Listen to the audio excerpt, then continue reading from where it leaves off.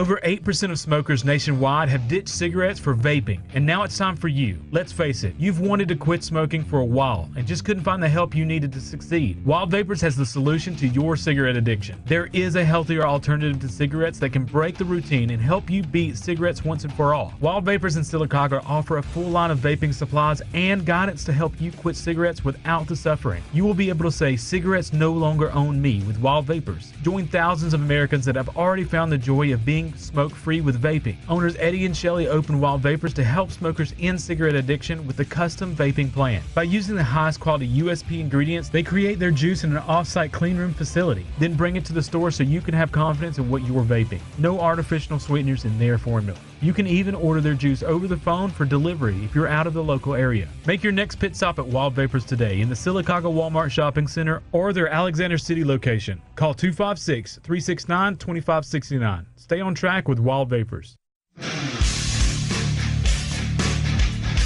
Drivers and Danica, start your engine! Pull those belts down tight. One more time. Warm up those tires. Hit your marks and let's go racing, boys and girls. NASCAR, Indycar, Formula One, and Formula E racing talk. This is the fastest hour in radio. He's going to do it. He's going to win the race and the NASCAR Sprint Cup Championship. California's Kevin Harvick does it. Holy cow! Chase Elliott is going to become the NASCAR Nationwide Series champion for 2014. Are you kidding me? Yeah! For the second in a row, Matt Crafton is the Camping World Truck Series champion. 3 times he has been denied an IndyCar championship. Well, not anymore. Will Power is an IndyCar champion. Ladies and gentlemen, our 2014 FIA Formula One World Champion, Lewis Hamilton. Here's your host, Steve West and Justin Harmer.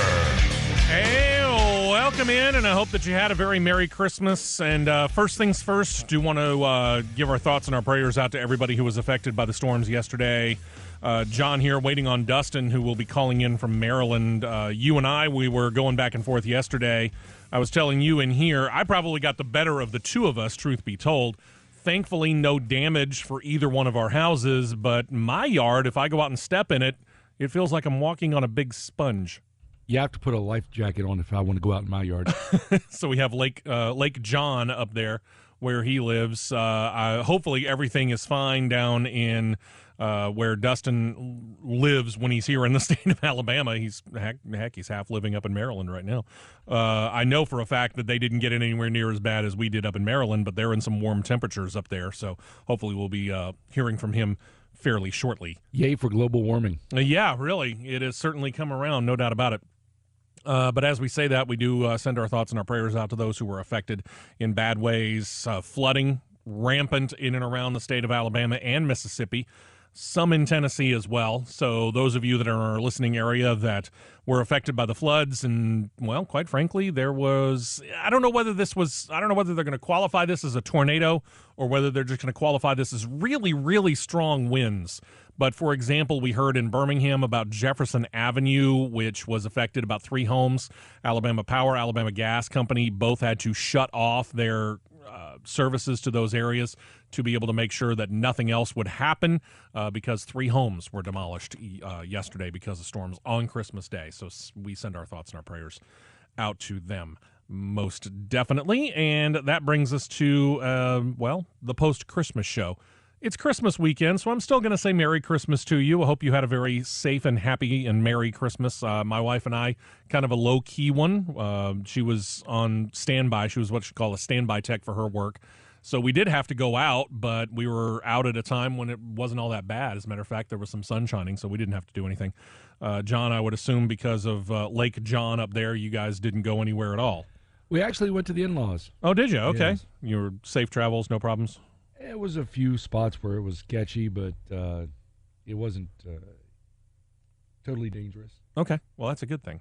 This morning, Slightly. any problems coming in? No, actually, I mainly stayed to the interstates, and 22 is wide open. No standing water that I could tell. Gotcha. Okay. No bridges washed out or anything like that that you needed to. A-okay. Yeah. Didn't have to do alternative routes just to try and get into work this morning, and thankfully we didn't either.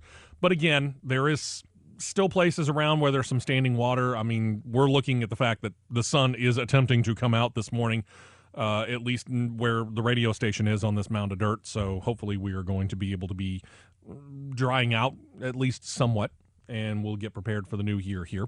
Dustin, I don't know where he is. That slacker's probably still sleeping. Yeah, really. What a moron. We're going to have to call him here in just a couple of seconds and find out what the heck's going on with him. But in the meantime, let's get into some racing here. And when Dustin does finally come around to joining us, we got some big news for you. 2 fronts.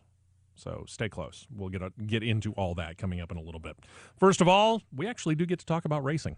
Woo! Sort of. The one race that took place over last weekend, Formula E, they were down in South America, in Uruguay, specifically running the Punta del Este Grand Prix. Easy for you to say. Yes, it was, wasn't it? Sebastian Buemi did not attain the pole. That was the first time in the season in 3 events so far. He did, though, go on to claim the race win.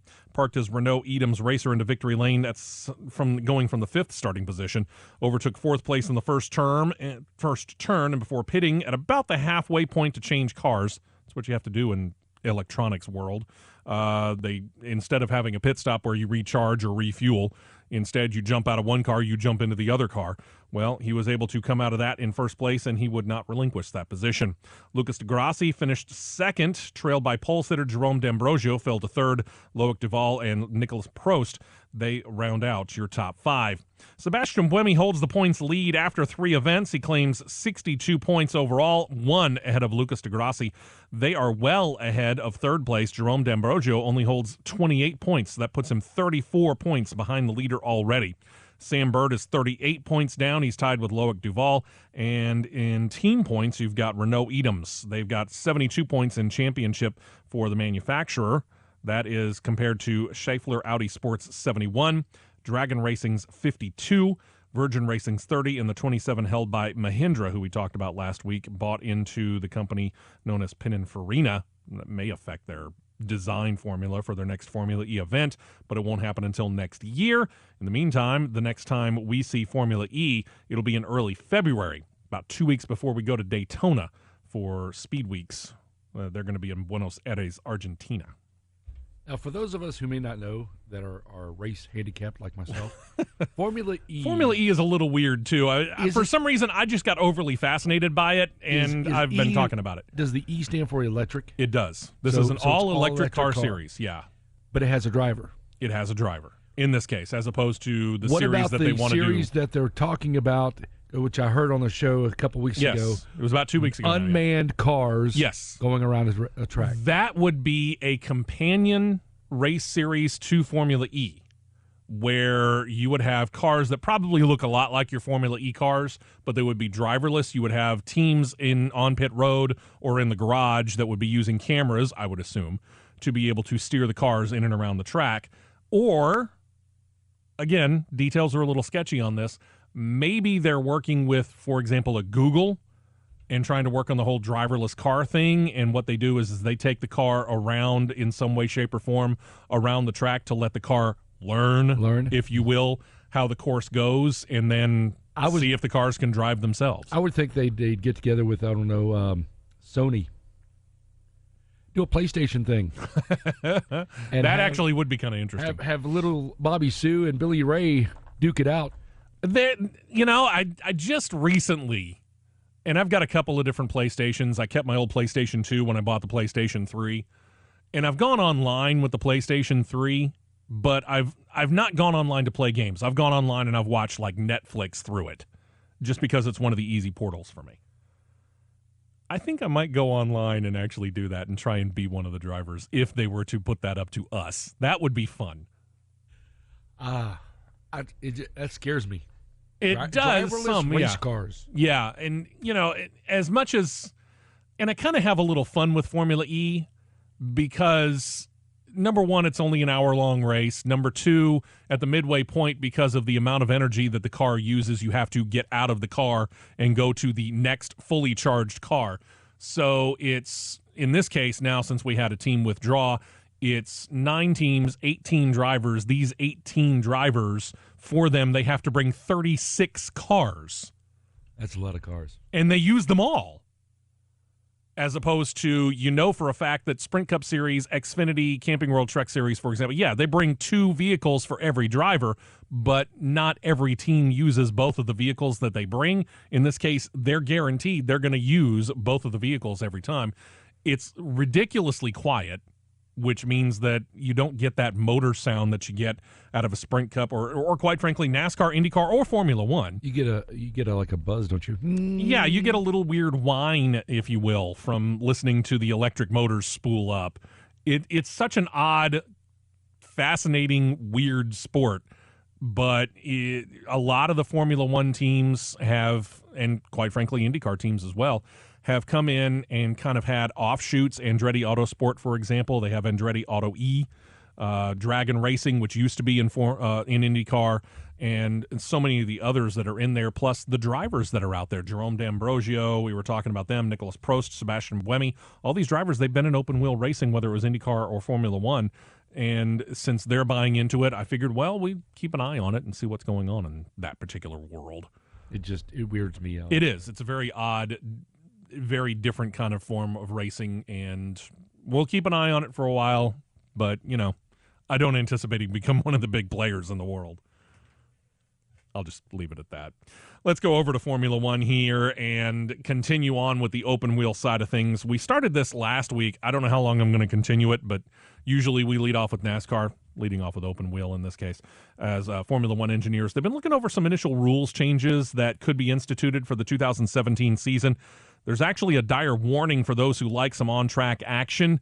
Formula One seeking changes in regulations that they say would make the cars, depending on the course, up to 5 seconds per lap faster than what we have seen over the last couple of years. Now, we do like the danger side of that because we like the speeds, but it does include the danger side of it, number one. Now, some of these ideas include wider tires, bigger air diffusers that would create more downforce, and a revised front wing structure, which presumably would also help in that case. Here's the thing. Formula One cars, as they are now, and granted, this is theoretical. I haven't seen anybody try this, and quite frankly, I don't know if there's a tunnel that is long enough that would be open enough or closed off long enough for them to try this theory. But in theory, at speeds of give or take 150 to 200 miles an hour, Formula One cars create enough downforce to where theoretically they could run upside down on the top of a tunnel and stick. But yet they want to put more downforce on these cars with these wider tires. What's that going to do? It's going to suck that car down to the track more, give it more traction. So ideally, you should be able to go through corners faster. Oh, wow. One engineer thinks that while all of that could be fun to see the top speeds that there could be, it could also have a bad side effect, less passing. We've talked about it in NASCAR where you have an arrow push. For example, you get into a corner and you're right behind somebody and all the air that comes off of that guy's car in front of you, you can't suddenly draft up anymore because it's way too messed up. That's what you're going to see here. You're going to see cars that might be able to catch up to the car in front of them, but because of the weird way that the air is dispersed off of the Formula One car, they're never going to be able to make the pass. Folks, you can hardly make a pass in Formula One now, much less do it when you get all of this stuff. They're really going to have to figure some things out over at Formula One. You grab the pole and win the race. Unless you can make a really good pass right off of the first corner.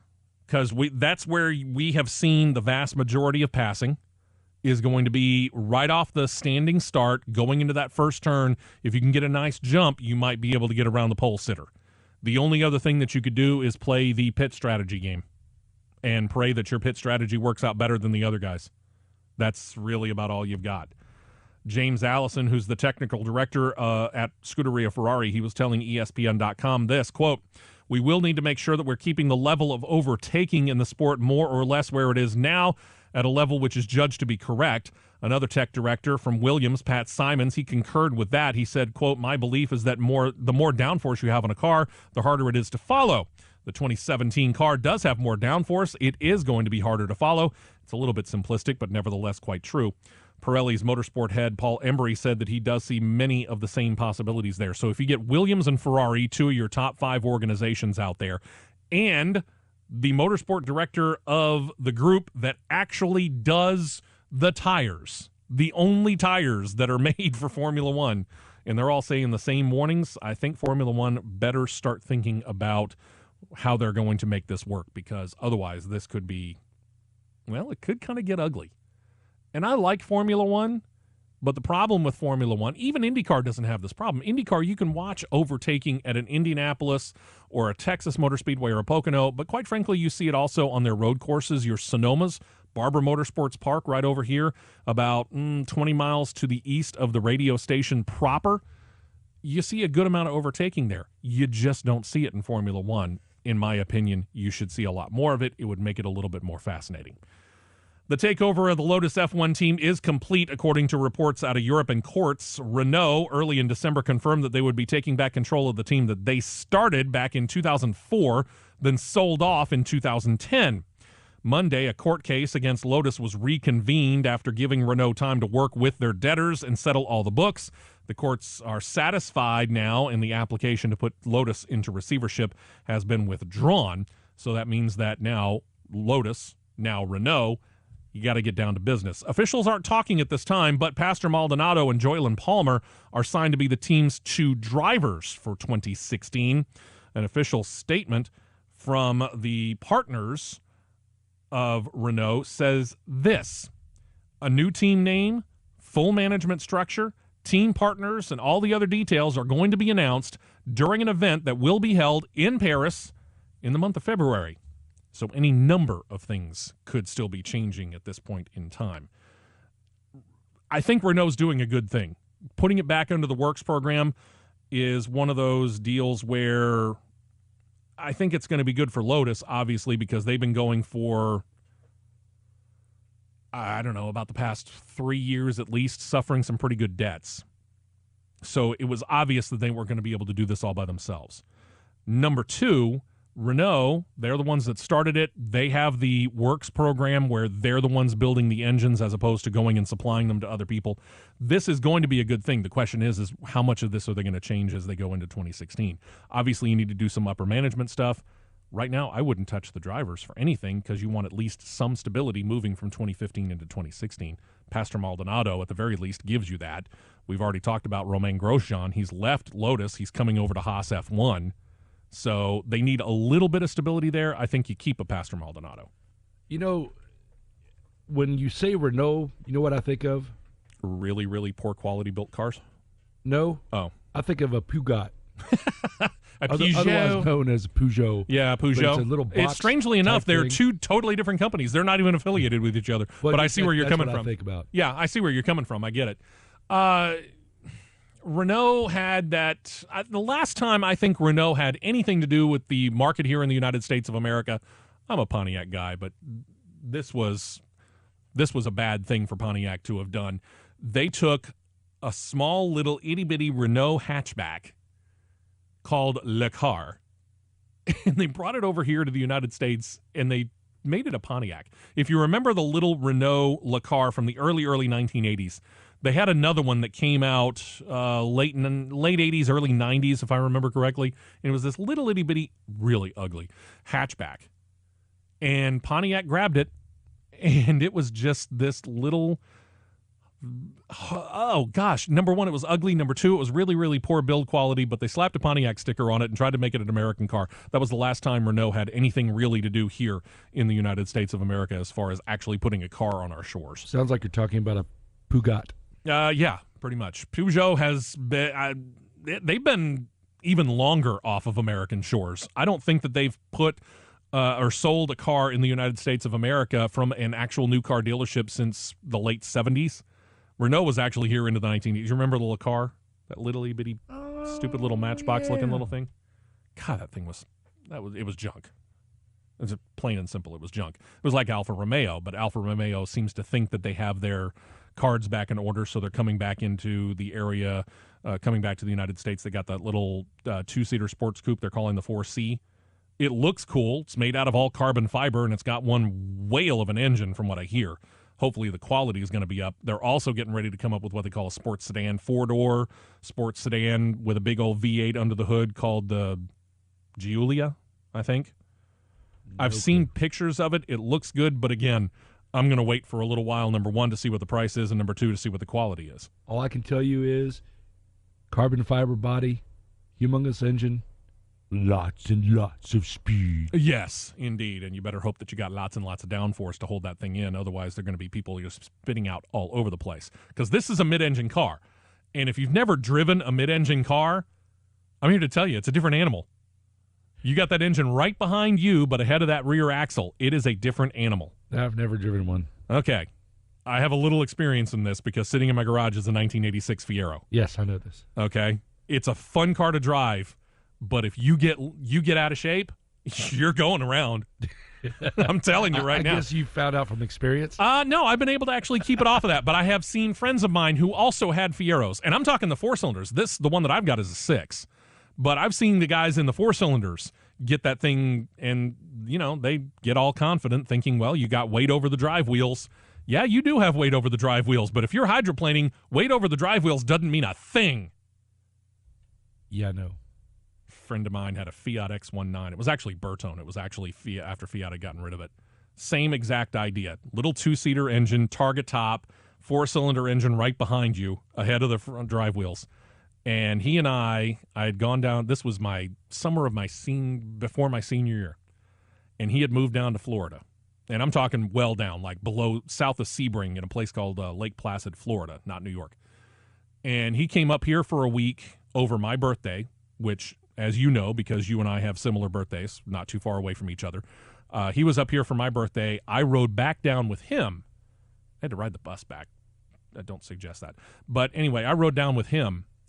And I spent a week down there with him, and it rained, and that part of Florida is really, really flat. And we were coming up on a stop sign, and he got a little too hard on the binders, and it locked him up, and we hit a puddle, and suddenly we were just doing 360s right in the middle of the road.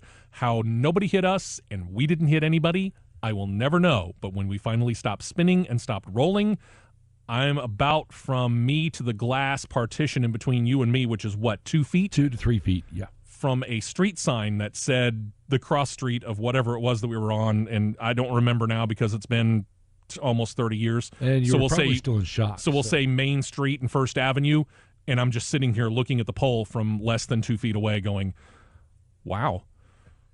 Because I had no other idea how to talk about it. Okay, we've gotten totally far, way off from talking about racing. Yes, bring up Navigator.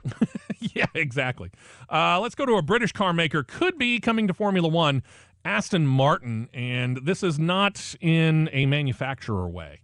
The marque has been in what's being termed tripartite talks with Sahara Force India and their major sponsor, Johnny Walker, about rebranding that team. At this time, it appears that would be the extent of their involvement. In other words, it would stop short of making Aston a works team or supplying any engines at this time. It would just be a sponsorship deal. The three companies have been in talks since just before the Mexican Grand Prix, which was the week after the United States Grand Prix. It does seem that there are people within Aston Martin who are not quite as excited about the idea. According to a report in Europe's Sky News, there's a definite inclination not to do the sponsorship deal in 2016 at least, but it certainly could be revisited in the future. The car maker's director of marketing and communications, Simon Spruill, he was quoted by motorsport.com as saying, quote, "We are not likely to make any final decision about either Formula One or the broader motorsport strategy until sometime in the new year." There's a good and a bad side to this. The good side is that you got a company like an Aston Martin who is thinking about getting into the sponsorship side of Formula One. Racing is all about sponsorship. We know that for a fact. Racing is all about your ability to gain sponsors. If you can get a major sponsor in Aston Martin, who is doing quite well now, thank you very much, now that we've gotten past things, and it seems like for the most part, we're getting back into buying some luxury things across the planet, and, well, Aston Martin has done quite well in putting themselves up. In sponsorship like James Bond, they've done a nice job about cementing their relationship with James Bond again. So they're getting themselves back up, and they're getting a good reputation for quality again. So it looks good, and it's a good note in the fact that they seem to be willing to come back on as a sponsor. I'd like to see them come in as a Formula One works team. The bad side is that they keep hedging their bets. So time will tell. I think a Sahara Force India could really use the infusion of support from an Aston Martin because, again, money is what it's all about. Sahara Force India's got themselves a nice budding organization for racing over there, and I think they could do a really, really good job. Maybe not fighting with a Mercedes, a Red Bull, and a Ferrari for top level, but they could be right there in that second tier and get sometimes some top 3 or podium finishes here and really start to make a mark. Right now, they're lower second tier, bottom level. I think that if they could get this infusion of money from Aston Martin, it could bring them up because they could afford better equipment and they could afford the guys that could then tinker with the equipment that they're getting because they're borrowing engines, or I say borrowing, they're leasing engines. So they could then tinker with the engines and actually, I don't know, maybe find something that the source decided to leave out when they gave them their B-spec engine. And get a pole and then get a win. Yeah, and again, you're probably not going to be fighting for a win every single week, but you know what? Every once in a while you jump up there and you claim a win, and you consistently get top 2, top 3, top 4, top 5 finishes. You become a big player. I think it's fantastic. So hopefully Aston Martin actually does this. All right, now where are we going to go from here? How about reports out of the country of Indonesia? Into who? Indonesia. Okay. All right, so for 2016, again, provisional calendar, 21 races this year. And it's because I say provisional because at this point in time, the United States Grand Prix, we still don't know whether it's actually going to happen. Reports out of the country of Indonesia have country's officials thinking they're going to buy a seat for a local driver hopeful. Now, we've been watching this as well, talking about sponsorship.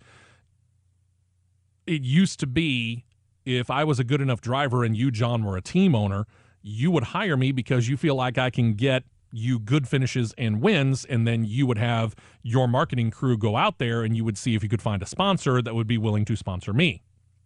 Nowadays, you've got teams, in this particular case, you're going to look at me and wherever the absent Dustin is.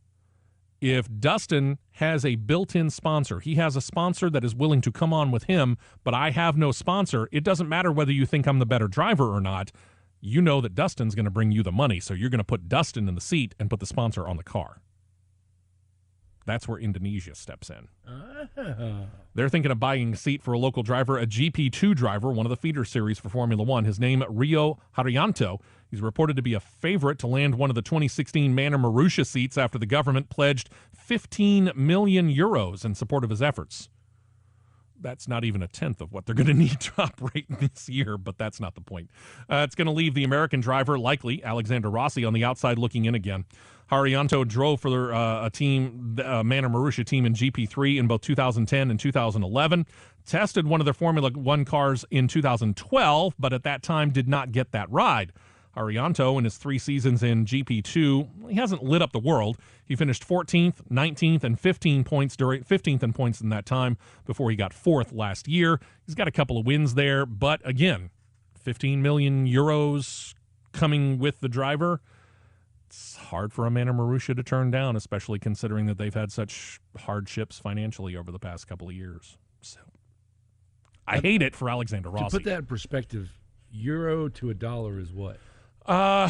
If I remember correctly, it takes about, last I saw, about $1.50 to make €1. So you're looking at $20 million. Give or roughly. take. Give or take. Yeah. It's a lot of money. It is a lot of money, but when you consider that the average operating is like 200. It's about 200 to $300 million, or euros in this case. Obviously, the more powerful Mercedes, Ferrari, Red Bull, they're going to be the ones that are going to be a little bit more expensive. They're going to be closer to 300. Manor Marussia is closer to 200 million. But either way, that's a severe chunk of change. And 15 million euros is just a little drop in the bucket, which I can't believe I just said that. Drop in the bucket, 15 million bucks. All right, preliminary or... yeah, the provisional, if you will, Formula One schedule. That's where we're going to return when we come back because Germany's back on the calendar. Does that mean that they get to do that give and take between the two tracks in Germany? We'll find out shortly. We'll also talk about Monza, which is Italy's home for the Formula One, and so much more. When we come back, 2-hour-long version of the Fastest Hour in Radio on this Christmas holiday weekend. I've got an old coat for a pillow, and the earth was last night's bed. I don't know where I'm going, only God knows where I've been. I'm a devil on the run, a six-gun lover, a candle in the wind. Yeah!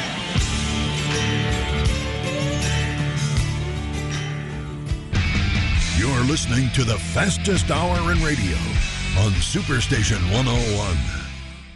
Over 8% of smokers nationwide have ditched cigarettes for vaping, and now it's time for you. Let's face it, you've wanted to quit smoking for a while and just couldn't find the help you needed to succeed. Wild Vapors has the solution to your cigarette addiction. There is a healthier alternative to cigarettes that can break the routine and help you beat cigarettes once and for all. Wild Vapors in Sylacauga offer a full line of vaping supplies and guidance to help you quit cigarettes without the suffering. You will be able to say, cigarettes no longer own me with Wild Vapors. Join thousands of Americans that have already found the joy of being smoke-free with vaping. Owners Eddie and Shelley opened Wild Vapors to help smokers end cigarette addiction with a custom vaping plan. By using the highest quality USP ingredients, they create their juice in an off-site clean room facility, then bring it to the store so you can have confidence in what you're vaping. No artificial sweeteners in their formula. You can even order their juice over the phone for delivery if you're out of the local area. Make your next pit stop at Wild Vapors today in the Sylacauga Walmart Shopping Center or their Alexander City location. Call 256-369-2569. Stay on track with Wild Vapors.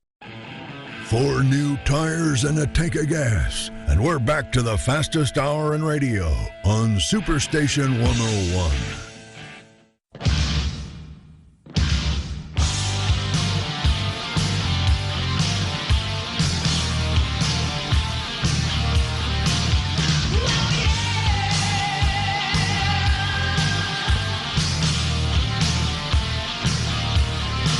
Welcome back in. You are listening to the Fastest Hour in Radio, Superstation 101 WIDE, where the phone lines are open. This is our normal time to come on the air.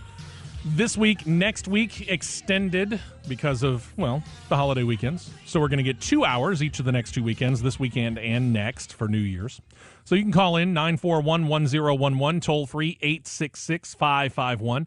9933. You can also reach us online. Go to Facebook, facebook.com/The Fastest Hour in Radio. I've got that page up right now looking at it.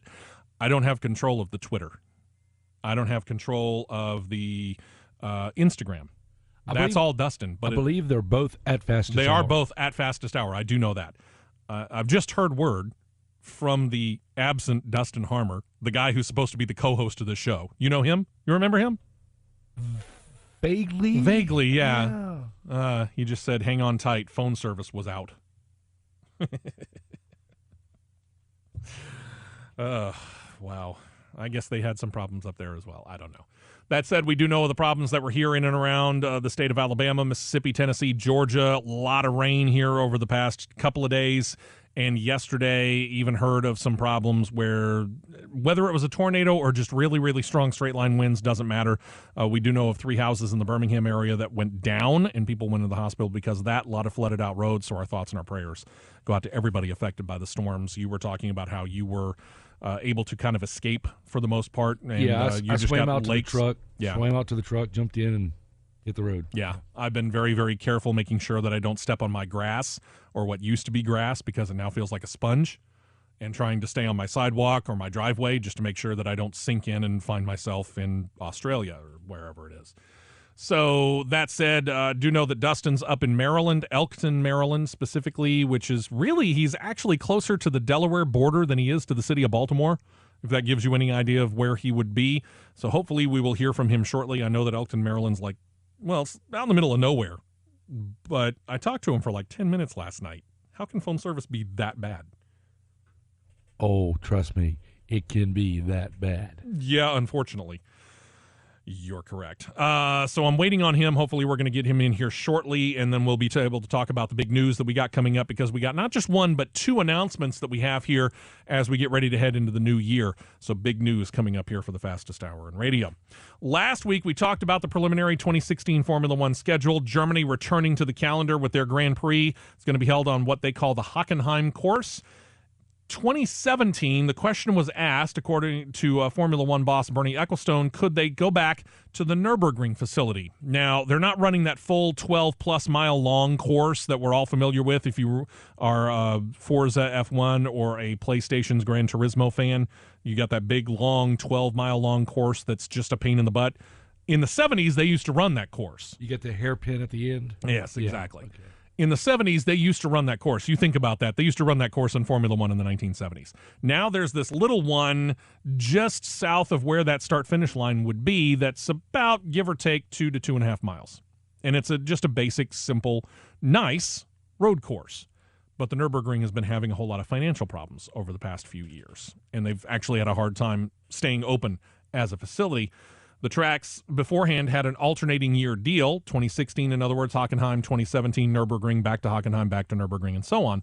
But with the financial problems that are plaguing the famed course, the Nürburgring race was initially shopped to Hockenheim for this past season, but they couldn't open up that day on their calendar. As for a 2017 return to the Nürburgring, Ecclestone told German media, quote, "I don't believe that will happen. We can say for sure, that there will be no race there." There's a part of me that says this is partially some sour grapes on the part of Bernie Ecclestone, because he put in a bid to buy the Nürburgring course and keep it operating as an entity of Bernie Ecclestone's. At the last minute, another company came in, offered a couple more million. They took that offer instead of Ecclestone's.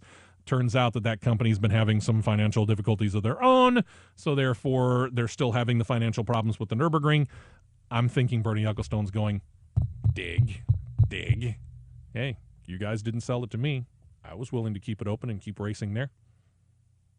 Therefore, we're never going to let you race in Formula One again. Ouch. That's supposition on my part. I'll leave it right there. As for Monza, which is Italy's famed Formula One home, looking better there.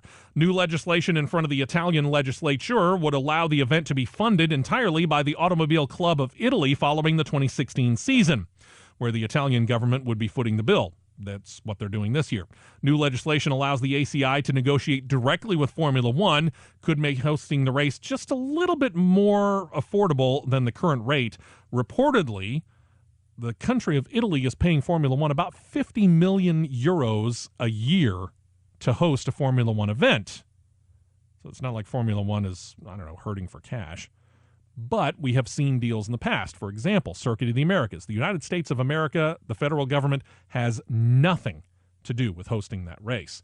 The Texas state government has what they call it's an event, a big sporting event, kind of a fund, if you will, that they put into every year, and it is to allow big sporting events, Super Bowl, bowl games, NASCAR, Formula One, to be able to come in and have their events.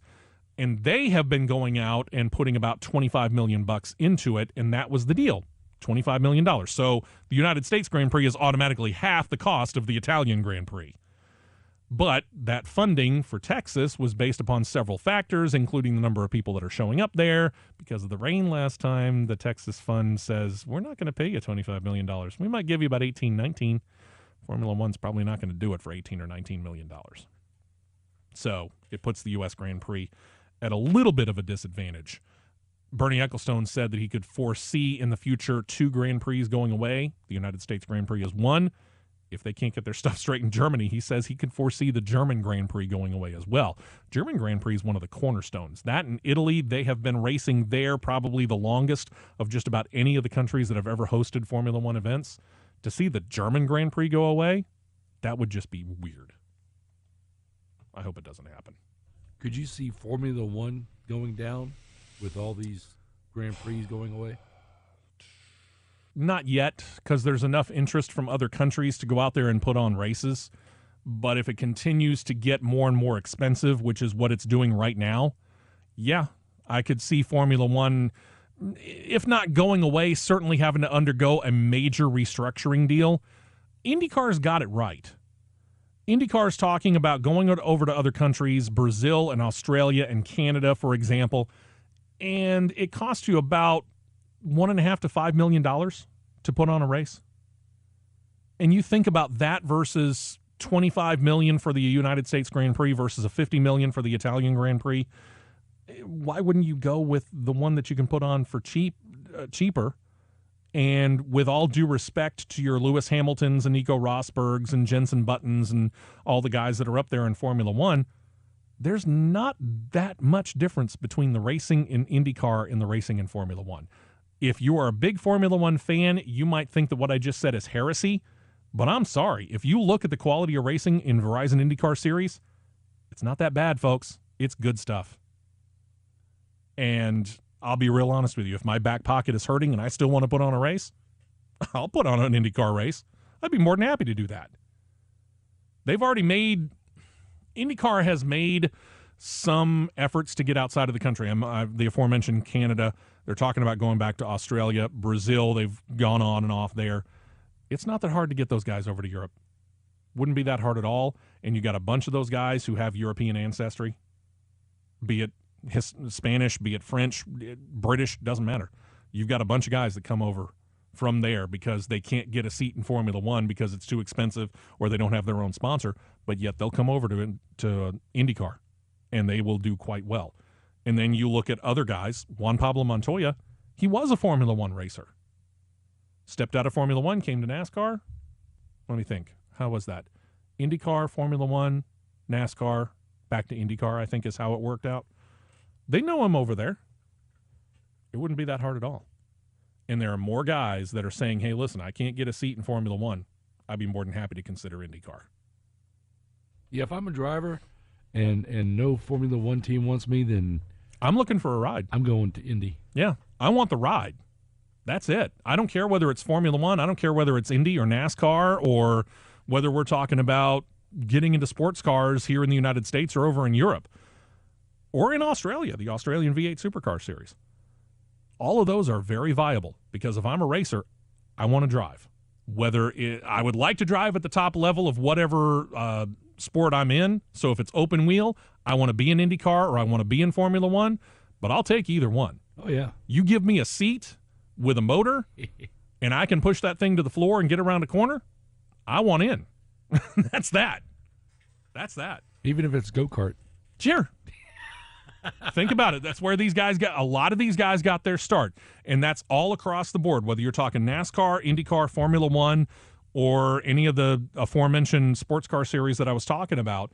The vast majority of them got their start in go-karts. And it's a sport that's actually coming up in profile, number one, and number two, competitiveness. It probably won't be too long before you start to see them doing some go-kart racing on television. I'd be shocked. Wow. Well, think about all the sports channels you got now. How many ESPNs are there? I've lost count. Okay, you got ESPN, ESPN Classic, ESPN2, ESPNU, which is all college. Let's see where else. You got ESPN3, which you can get on your computer. Then you've got all the satellite ones, your SEC ESPN network, your SEC or your Big 12 ESPN network. We're not that far away from Dodgeball, the Untold Stories idea, or the Underdog story that they did the Ocho, ESPN 8. We're not that far away from it. Jeez. Okay, so you got all the ESPN networks. You got Fox Sports 1 and Fox Sports 2, the NBC Sports Network, the CBS Sports Network. You got MAV TV, which we have up here in the studio. Yes. Okay, we've got all of these networks that are trying to get themselves coverage. They've got all these networks that are looking for quality programming. Go-kart racing, that's some pretty quality stuff. I would be shocked, absolutely shocked, if somebody didn't, at some point in time, put competitive go-kart racing on television at some point in time in the near future. I'd really be shocked. All right, so as long as it doesn't hang up on Dustin. I thought about it. Yeah, really. We ought to hang up on you. We've done 45 minutes of a show without you, brother. I know, and it's always something when I go away, isn't it? Yes, so in other words, here is your lesson for the day. Don't go away. I have to. No, you don't. Look, here we go. Merry Christmas, everybody. Exactly. Here's the deal. Now you have power. You tell them, come to you. That's right. I don't think everybody's going to go down to Alabama, though, but Maryland is fun. Hey, that's their loss. If they don't want to come to you, that's their loss. That's right. See, there you go. John and I were just talking about the amount of money that it costs to put on races, and the reason we were talking about that is things at Monza looking a lot better. They've cut a deal between the Italian government. Apparently there's something in front of the Italy legislature where the government would actually relinquish control over putting on the Formula One race and give it to the Automobile Club of Italy, which could actually mean it'll be a little less expensive to put that race on. And we talked about the difference, for example, between the United States and Italy. It's about $50 million a year, 50 million euros a year to put on the race for Italy, which the government's been footing that. We know that the United States government isn't touching the U.S. Grand Prix. The state of Texas, they've got a fund for big sporting events, but it's not necessarily in the control of the Texas state government in and of itself. They just kind of dole it out in percentages to the different sporting events, the big sporting events that they can get there. College football bowl games, if they can get a Super Bowl, they'll do that. Texas has both NASCAR and Indycar, and you do have to pay in, or the tracks have to pay in, to be able to host the series, whether it's NASCAR Sprint Cup or Camping World Truck Series or the Xfinity Series, or whether we're talking about Formula One. But the Formula One cost to the United States of America, whoever it is that's footing the bill, has only been $25 million. So it's automatically half of what they're paying for in Italy. And Bernie Ecclestone is talking about how he could foresee a time when the U.S. Grand Prix and even the German Grand Prix, because of all the problems that they've been having over there, might find themselves off the schedule. John asked the question, does this mean that Formula One is starting to lose viability? I said, not at this point in time, because there are still enough countries that are willing to go in there and do that. But if they don't drop the price or the cost of putting on a race, or Formula One sanctioned race in the near future, I could foresee them having to undergo a major top end, Bernie Ecclestone and the whole upper echelon of Formula One management having to undergo a major restructuring to lower these costs. You know, I got the best way, and I thought about this when I was trying to talk to somebody back and forth about the cost versus how everything goes. My best way that I could explain it where it would be extremely understandable and very fast would be, you win the lottery, you get $50 million. We'll break it down smaller increments. Okay. But you win the lottery, you get $50 million. Over the years, you spend the money. You don't invest the money, but you spend the money until there's almost nothing left, and then you wake up and go, hey, I've got like $1 million left. I need to start watching my money. That's kind of the same thing that they're going to go towards. You can use the money all you want and spend all the money you want, but then at one point or another, you're going to have to wake up and realize, I don't have a lot of money, and I need to watch what I do. Yeah. So even if you hit the lottery, you still got to make the money stretch out somehow, but you got to invest properly and everything else. Same way, and that's exactly how I explained it to somebody, and then they said, that makes sense. And I said, yeah, it does. As opposed to a Bernie Ecclestone who's worth some $100 million or probably more than that, considering he just recently wrote a check for $100 million for his part in the whole sale of Formula One to CVC partnership. Yeah. You know, for him, I don't think it really matters. He's got himself into a nice situation. He's 88, 89 years old. He's solid in where he is. Trust me, if he retired right now, he'd have more money than he could possibly even deign to spend for the rest of his life. Yeah. This isn't hurting him, in other words. If they came in and ultimate dream scenario hired either you or me to be the Formula One head, I'm 47. You're younger. I'm not even sure how old you are, Dustin, truth be told. Yeah, I'm 29. Okay, you're 29 years old. I'll put you in the seat. Forget me. I'll put you in the seat. It's even more for you than it would be for me, even though it would be the situation for me. They install you as the head of Formula One at the age of 29 years old. Ideally, you could be there for an extremely long period of time. You would have a much better chance of watching the financial ship leave port than even I would, and certainly much less than Bernie Ecclestone. That would make sense. I see what you mean by that. Yeah. Okay. So the next person, Bernie Ecclestone doesn't care. The next person in line, depending on how old they are, they're going to be the ones that are going to have to care. Because they're going to really have to care. Yeah, if they don't get this under control, Formula One is in for a world of hurt. I think the more that we talk about it, and the more I'm still learning about the sport. You know that. Sure. But the more that I learn about it, the more that I realize that it is, for the lack of better saying, it is a sinking ship at this point. It's certainly taken on water. The water is rushing in. Yeah, it's certainly taken water on. There's no doubt about that. Yeah, it's like the Titanic. They didn't build those gates high enough. Yeah, it's the same thing with Formula One right now. Yeah, and I don't know what it is that they ran across, but apparently it was an iceberg made of money because it's really hurting them right now. Well, they thought that they were unsinkable. Yeah, and there you go with the hubris of it, if you will. Kind of sad news here. McLaren driver Jenson Button, who is set to drive at least one more season in Formula One, he's confirmed that he and his wife, Jessica Mishibata, and I hope I got that right, have split after only 1 year of marriage. The two were married last December in Hawaii after a long courtship that actually began back in 2009. Apparently, it was the traveling of the couple. That was apparently part, at least, of the reason for their split apart. He travels the world for his racing. Mishibata is a model in Japan, but does a good bit of traveling herself. According to Button's spokesperson, the split is amicable. They're good friends. They just realized that marriage, wasn't going to be viable. Sorry about that. Yeah. Hey, and maybe it's for the best. Maybe so. Love all the rocks. Yeah, no doubt about it. Where else are we going here? Hey, you know what? Been some time since we gave an update for our good friend Colt Reese over at a little bit of R&R Barbecue about former Formula One, easy for me to say, former Formula One champion Michael Schumacher. You might remember seriously injured in a skiing accident almost exactly 2 years ago as we go on the air this weekend. The accident caused severe head injuries, put him into a coma for the better part of about 6 months. He began to come out of that coma June 2014, was moved to his home in Switzerland to continue his recovery. Since then, very few updates had been given. Recently, though, a magazine in Germany released an article said that Schumacher, seven-time Formula One champion in his career, was now walking with the help of therapists and can raise an arm. Oh, if that were only true. Yeah, no. Yeah. That report patently false, according to his manager, Sabine Kim.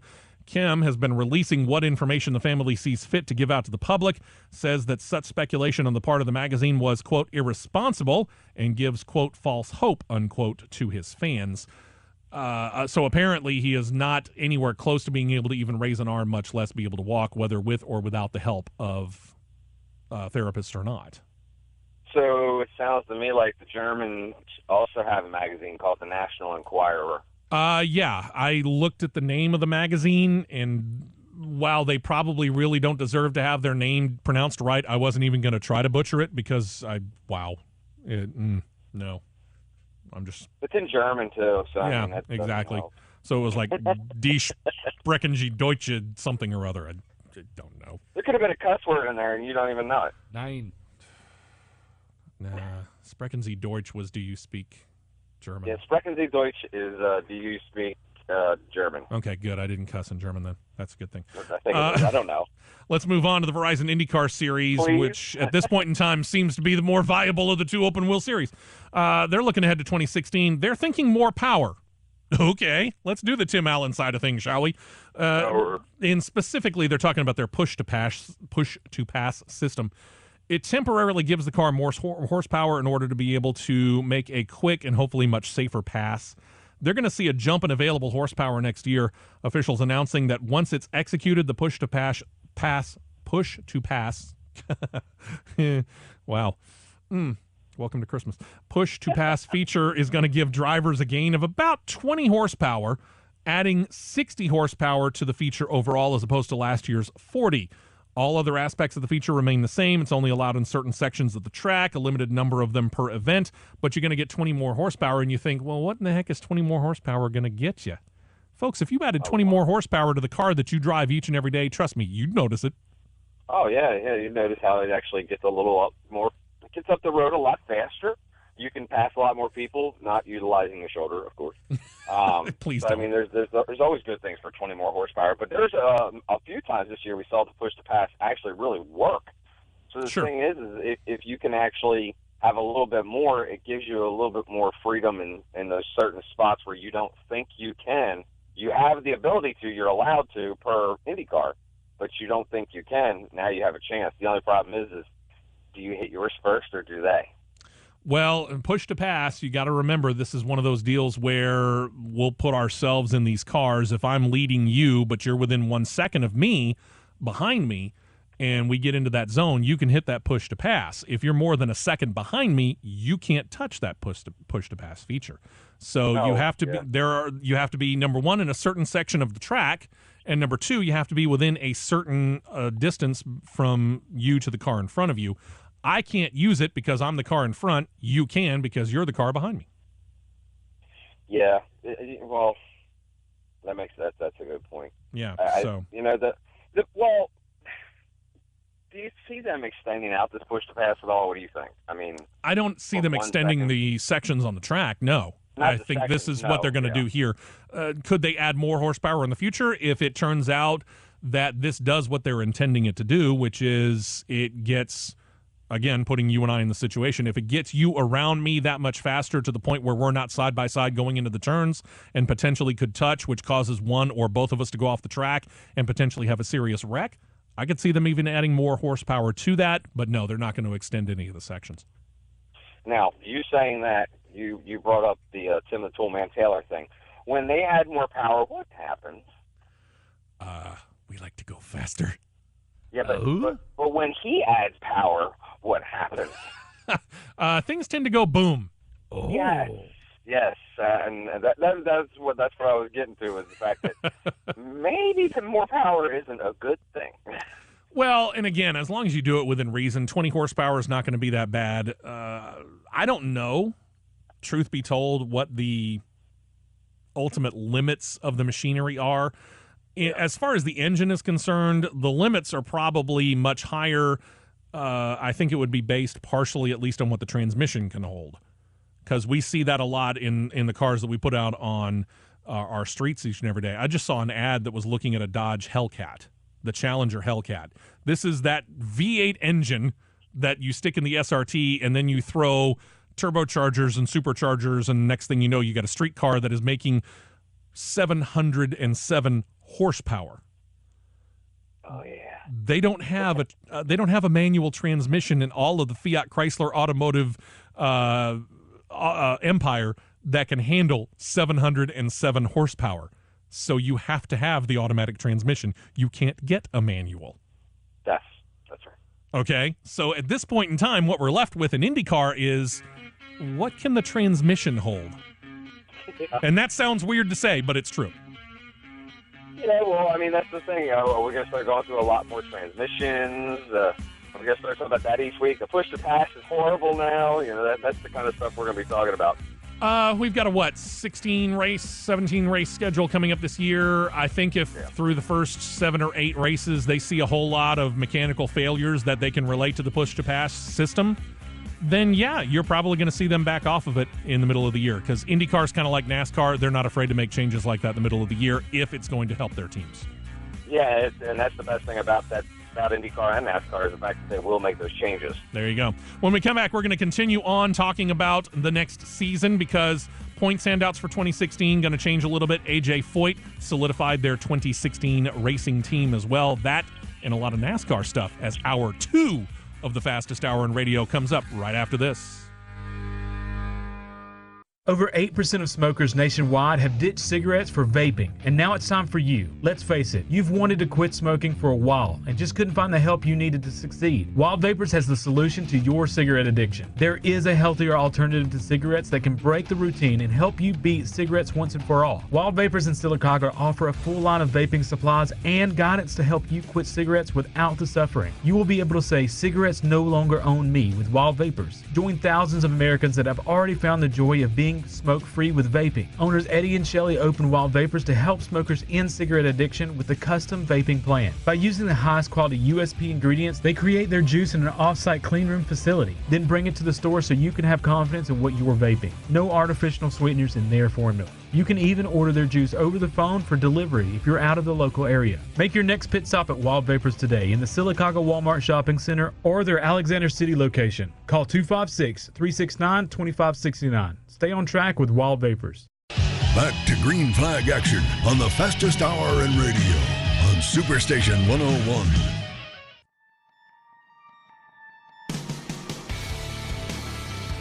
Hey, welcome in. We appreciate you listening here to the fastest hour in radio, Superstation 101 WYDE, as we are into hour number 2 this weekend and next weekend. We are in a position where, Dustin, you and I get to talk about racing for not just 1 hour, not just 90 minutes. We're going for a full 2 hours.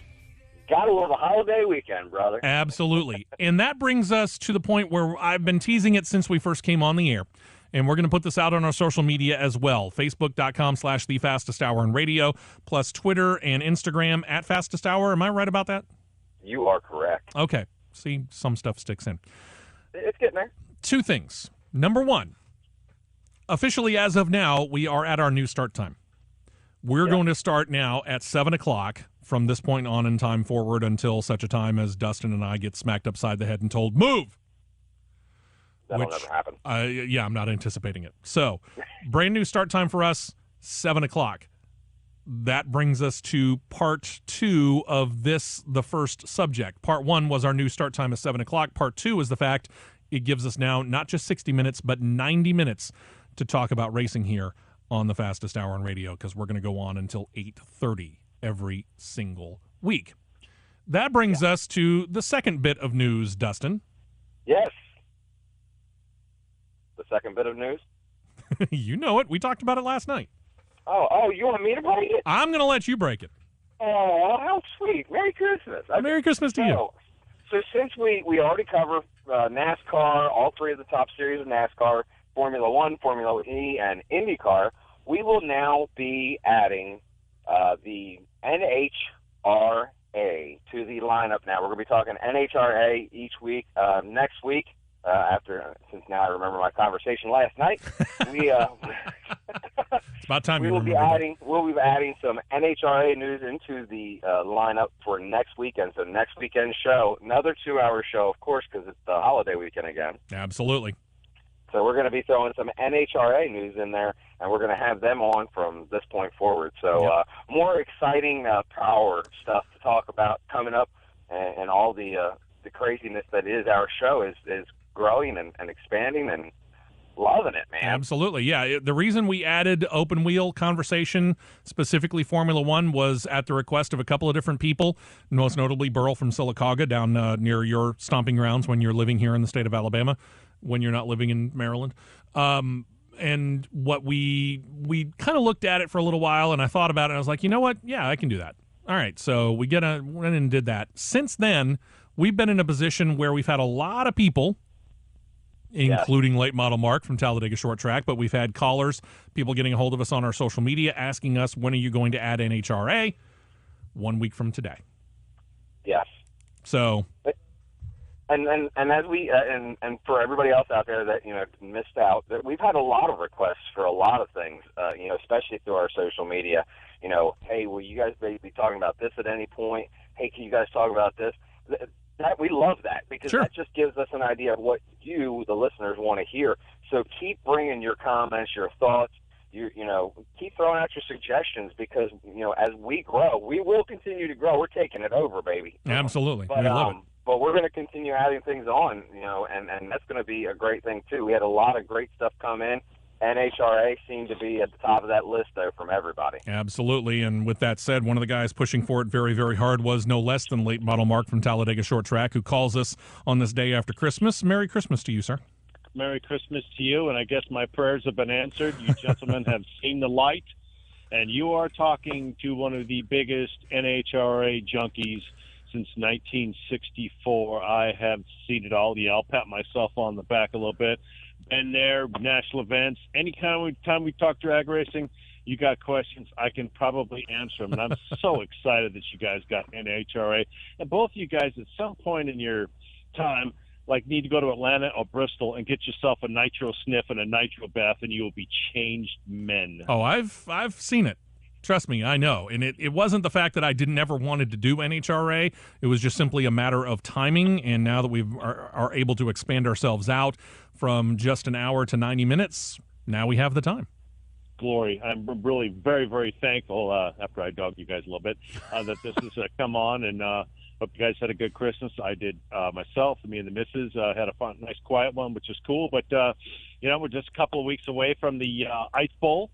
Absolutely. And getting ready for that at Talladega Short Track should be pretty good, and I'll probably try to get some people to call in next Saturday for you. And we're excited about it, and just looking forward to the racing season start. You know, when the season ends, you're kind of like, oh man, I'm glad it's over. I need a break. And then after a couple of weeks, you miss the sound of engines. Yeah. But, after about 2 weeks, you're like, hey, break's over. Yeah, exactly. But congratulations on your 90-minute time slot. That's way cool. You can be able to do a lot more news and stuff, and that's really awesome. And we had last Sunday we had practice at Talladega. I was not there, but I got information from Lynn. We had about 45 cars, and for daytime conditions, the track was pretty stout.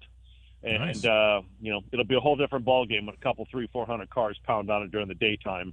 And but it's like you said, it's a happening and a race will break out, so that's very, very cool. But congrats on your 90 minutes. Cool. I got to get back to work here. I'm putting a little bit of hooky in my chip truck here, and I got to slam some stuff into some stores. So, all right, real quick, when it comes to the Ice Bowl, how can we find out more information and get tickets? Excellent. You can go to TalladegaShortTrack.com, and what you do at the top of the page is you click on the Ice Bowl section.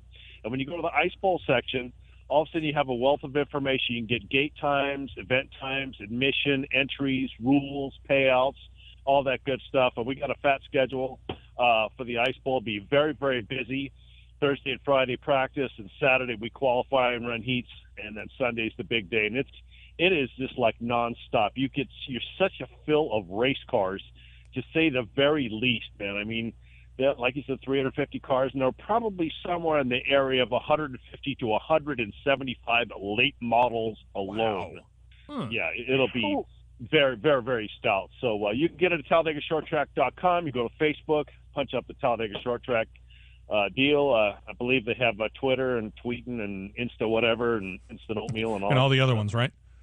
Yeah, all the other ones. But Talladega Short Track webpage is real good. And we'll give you boys a shout next Saturday if I got some more information. And once again, appreciate the NHRA coming on board. And I'll get a little information for you guys and have some news for you, because there's plenty of it in the drag racing world. And you guys take care, and we'll talk to you next week. Sounds good, brother. You be careful out there, okay? You bet. Bye-bye. All right. Bye-bye. So there you have it.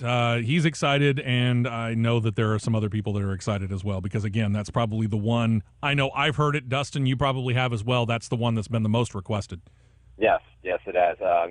All of our social media, like Steve said a few minutes ago, Facebook.com/TheFastestHourInRadio. That's been a great way. I've had some good conversations with people through the Twitter and everything else, and I love just the questions and stuff coming through. You guys will be talking.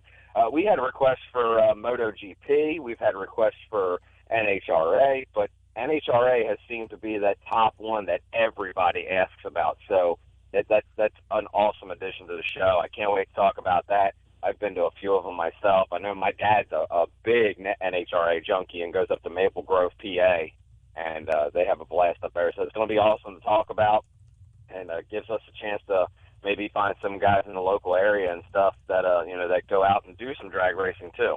Yeah, exactly. So that said, we also have some great advertising partners with us here at the Fastest Hour in Radio. You very, very familiar with them by now. Talking about Wild Vapors, we've been talking about them. John and Dustin both using them to cut down, if not outright quit on smoking. And if this is something that you've been talking about for a long time, this is something you want to do as well. If you didn't get it for that Christmas present, maybe think about your New Year's resolution, right, Dustin? That's right. New Year's resolution, one of the things that everybody tends to do is, I'm going to quit smoking, I'm going to lose weight, blah, blah, blah, blah, blah. That one thing at the top of the list is quit smoking. And the thing is as soon as they make the resolution, they don't follow through, because they don't know what they're doing and they don't know what they're getting into, and they're going to the wrong place, Steve. That's the problem. So the problem can be fixed.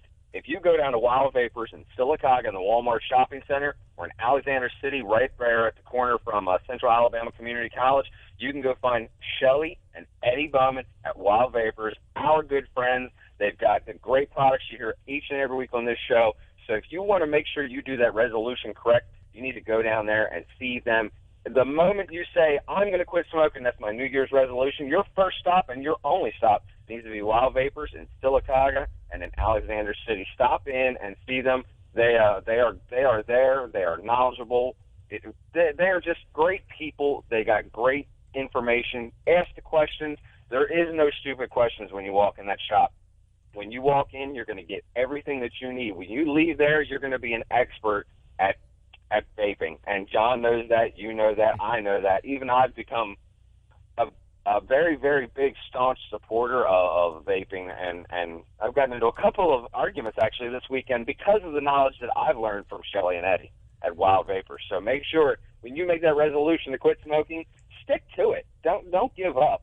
Go to the place you need to. And Dustin, I just want to add, even after you go into Wild Vapors and you pick up your vapor and your juice and stuff and you go home, they're still there for you. I had an issue where I couldn't figure out what was wrong with my vape. It wouldn't work. I called Shelly up. She walked me through a couple steps, and guess what? I'm back to vaping again. It's awesome. And that's a great thing, too. John, that's a good point, and I remember you were having that problem. And I remember Shelly telling me that as well, that you had called in. That's the biggest thing about them is the fact that once you're there and once you're part of the vaping community, you're not just a customer. You are family, but that's because of the great people there at Wild Vapors in Sylacauga and Alexander City. Stop one in today, make that resolution, quit smoking. Don't even think about it. Just walk in, make it happen. There you go. We thank them so much. They've been such great supporters of ours. And if you want to, yeah. Oh, absolutely. And Eddie's such a good guy. He really is. He is. If you want to become part of the advertising family for the fastest hour on radio, get a hold of us. Send me an email, steve@101wide.com. Dustin, they can get a hold of you too. What's the best way to do that for you? Well, the 30,000 emails because I'm so awesome. You can hit me up at d.harmer@aol.com. That's the best way to get in touch with me. You can also find it. We're both on Facebook. We've had a lot of our fans that listen to the show that are on our Facebook page for the fastest hour have sent requests as well to us. Sure. So there's other ways to get in touch. There's always a way you can get in touch with Steve or I. Yeah, not that hard at all. We're open and available. Not that hard at all. So, yeah, talk to us. We'll come talk to you. And it's not one of those things where we're going to come in and say, okay, here's what it is. Give us a check. No, we're going to actually talk to you in that case. We refer you back to the Eddie and Shelly. We talk to you, and we're going to be a part of your business and making sure that you're doing what it is that we were hoping to do, which is to bring you more business. That's the whole key. So there you go. All right, shall we move on? We last left off talking about IndyCar changes for 2016. More horsepower. They've also announced their points handouts for 2016. And the news is that the results from the Indy 500 and the season finale at Sonoma Raceway out in California are going to be worth double the points. Those are the only two events in 2016 that they're going to do that. They were toying with the idea of doing it for selected events throughout the course of time, including the doubleheader, which for next year there's only one doubleheader, the Detroit Grand Prix. Last year they did double the points at Indy 500.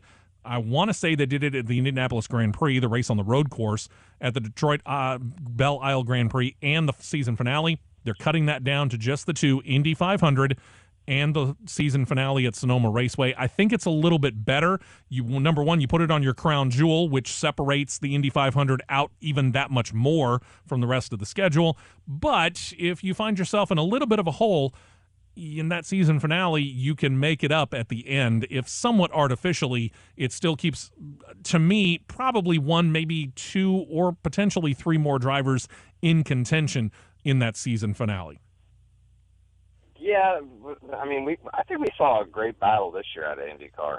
I thought it was great already. Yeah, and I think to some extent, if you knock down the number of events where you get double points, I think it'll help.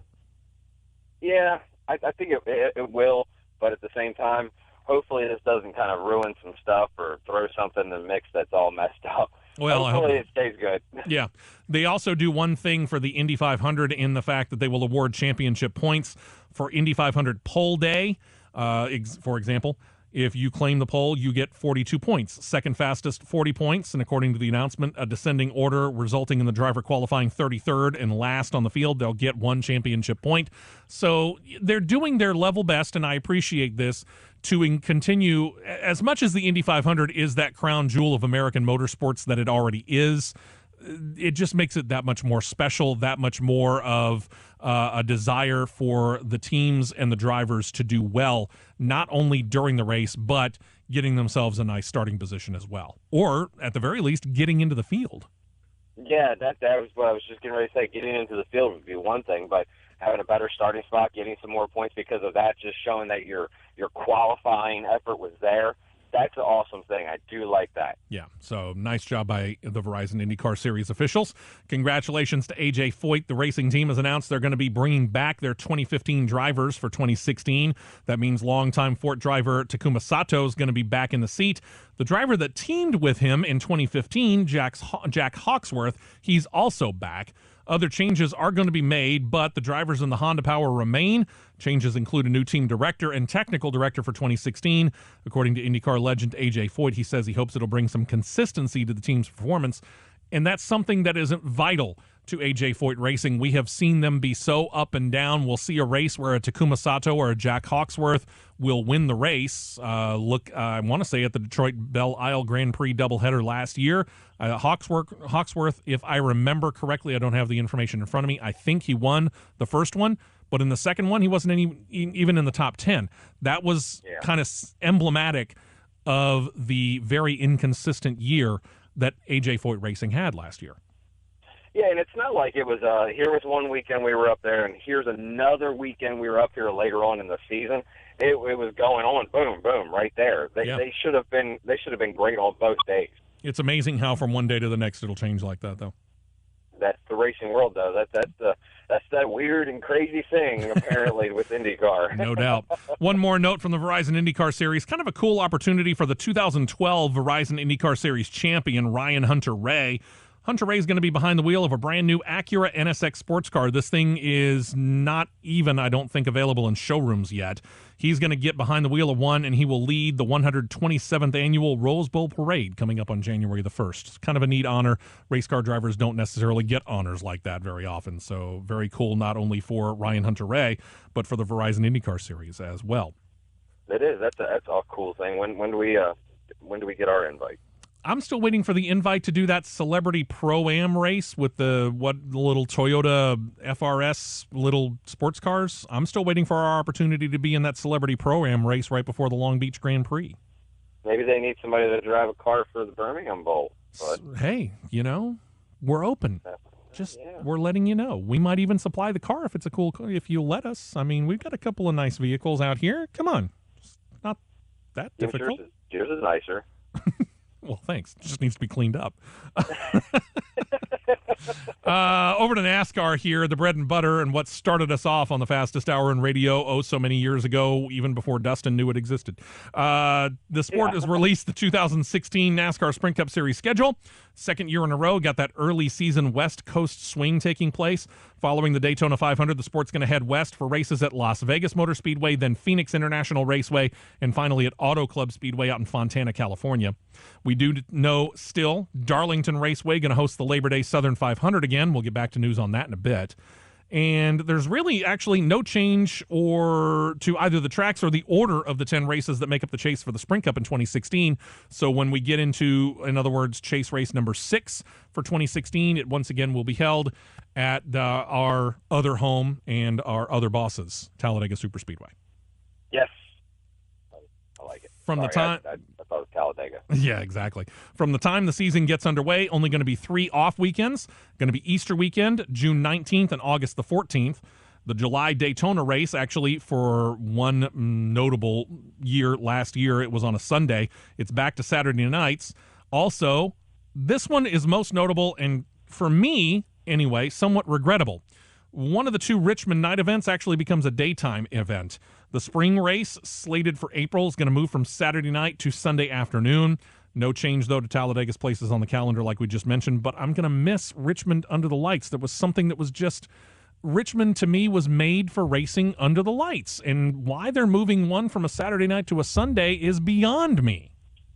Yeah, I don't understand what the theory was behind that. We have seen some outstanding races, and it's always been under the lights at Richmond. It's just been one heck of a race. It's just something about that track and nighttime that just makes that track come alive, so to speak. And it can be a beast. We've seen some awesome finishes, though, so they better hope they have a good race. Yeah, I hope they do, because otherwise you're going to have some very upset people. Couple of bits of sad news, unfortunately. One out of Charlotte, North Carolina, news of the passing of the daughter of a BK Racing crew chief. This is the daughter of Joe Williams. Williams was the crew chief for the number 23 car.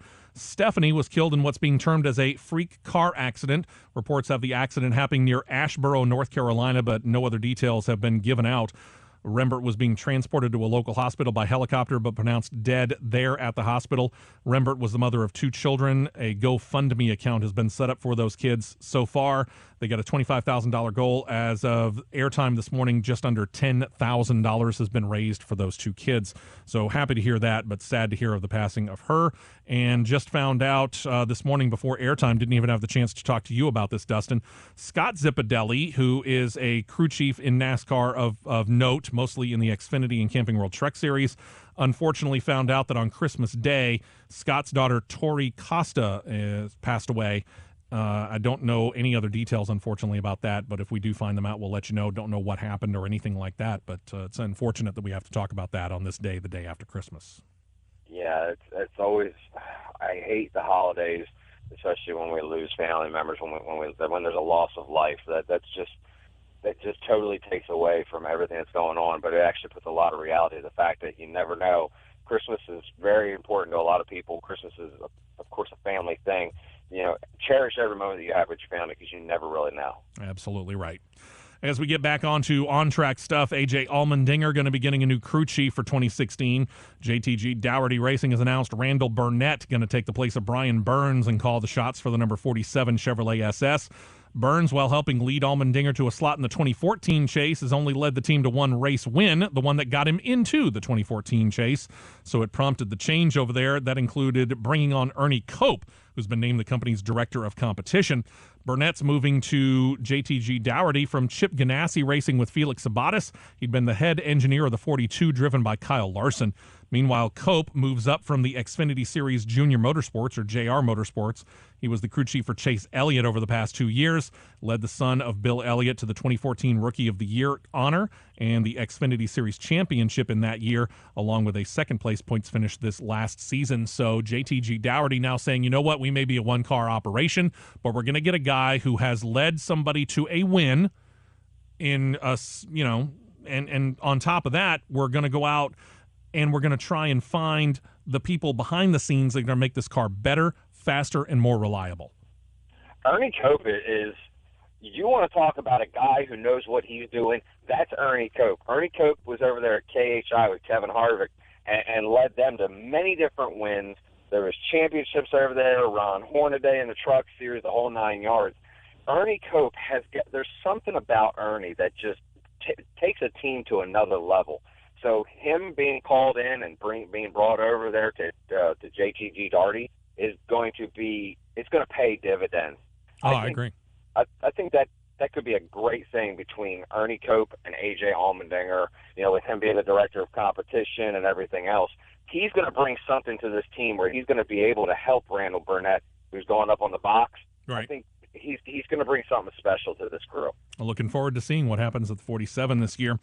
We talked about it a couple of weeks ago as being more conjecture and rumor than anything else. Well, it's actually now been confirmed. Joe Gibbs Racing, Darian Grubb left without a crew chief seat. Mike Wheeler takes the helm of the number 11 pit crew for Denny Hamlin. Dave Rogers moves over from Hamlin's team, going to take over the reins of the number 19 of Carl Edwards as crew chief. Matt Kenseth, Kyle Busch retaining their crew chiefs, Jason Ratcliffe and Adam Stevens, respectively. Wheeler moves up from to the Sprint Cup Series from the Xfinity Series, where Wheeler had been the crew chief of the number 20 down there, so he's got a good pedigree. Darian Grubb is just out there waiting for somebody to call him, which is so weird when you think of the pedigree of a Darian Grubb. Again, there's something going on in the background. There has to be something going on in the background that we don't know about Darian Grubb. That's the only thing I can think of. We were talking about it off air, a couple weeks ago. Yeah. About the fact of what is going on. It's just something that, you know, nobody knows. It's even really weird for it to not be on any of the major networks or anything like that, what's going on. So there's something brewing that brewed and boiled over there at JGR that now Darian Grubb's kind of on the outside looking in. I just want to see where he's going to land. That's the question. It's not going to be Roush Fenway because while they did make some crew chief changes over there, Darien Grubb's not involved. Following a miserable showing for their 3 cars, Jack Roush announced he's putting a former Michael Waltrip Racing crew chief, Brian Patty, into the position of crew chief for the number 16, driven by Greg Biffle. Patty will take over from Matt Puccia. Brian Patty worked primarily with Clint Boyer in his time at Michael Waltrip Racing. He was a guest on Sirius XM Satellite Radio last Wednesday. He confirms he will be teaming with Biffle. Another change for Roush Fenway Racing is related to their aerodynamics department. Kurt Romberg's been hired away from no less than Hendrick Motorsports. He will be the head of Aero at Roush. He'll get the title of Technical Director of Aerodynamics. Put that on a business card. Roush Fenway Racing made the changes after not winning a race in 2015. For the first time in the 12-year history of the chase, failed to qualify a driver for it. We all know it. Whether you like it or not, Hendrick Motorsports is the gold standard of teams within NASCAR's Sprint Cup Series. If you can get a guy who has helped them aerodynamically over the past, I don't even know how long he's been working there in the aero department, and you can bring them over to a team and, quite frankly, a car maker, Ford, which has been just dying to get themselves into a championship position, this is a coup. It is. Roush Fenway, I just don't know what has happened over there. They have just, every change that they have made has not worked. It has gone the complete opposite direction. I feel bad for the Cat in the Hat, man, because he needs something to happen. And the Fords, they need something to happen too. And I think the best way you can look at it is look at the fact that Penske has 2 Fords. Roush Fenway has 3 Fords in the Sprint Cup Series. Why is it that you can get your 2 Fords in the championship hunt and I can't get any of my 3 in? Right. That's the biggest thing over there. We talk about it on the show all the time. Toyota has had a problem with, sharing information back and forth through teams. The Fords are having the same problem. The Chevys, they ain't having that problem. No, they're really not. Whether you look at Hendrick, which got all 4 teams in there, you got Stewart-Haas Racing, got 2 of their 4 in there. You even had Martin Truex Jr. with Furniture Row Racing. Granted, they're moving over to Toyota, but still, they're in there. They got their Chevy in there. Chevys don't seem to be having that problem. They're going out and they're talking to each other. Toyota, it's all Joe Gibbs Racing, with all due respect to all the other teams, including Michael Waltrip Racing. Ford, it's looking pretty much the same way. It's Team Penske and Roush Fenway and Richard Petty Motorsports and all the other Front Row Motorsports and all those guys. They're just left wanting. Yes, pretty much. We'll find out where it goes. When we come back, we're going to drop down one series level. We're going to go from the Sprint Cup Series down to the Xfinity Series, as Junior Motorsports is about to lose themselves a sponsor. I'll give you all the details when we come back.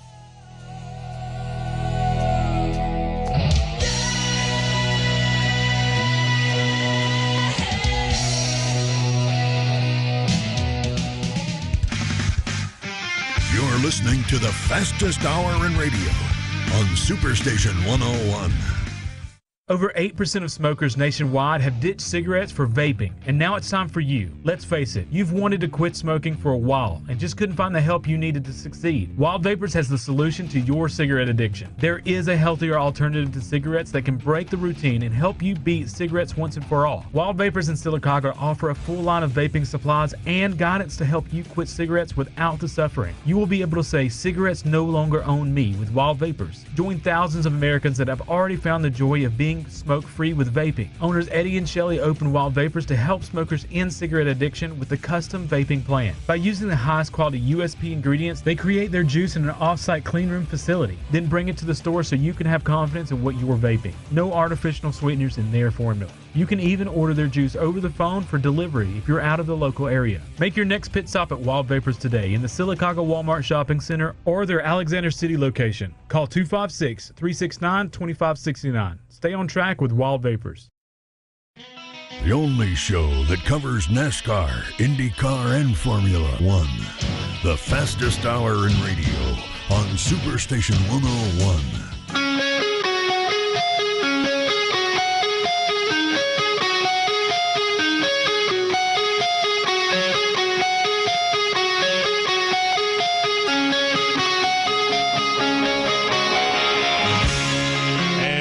In fastest hour in radio rolling on.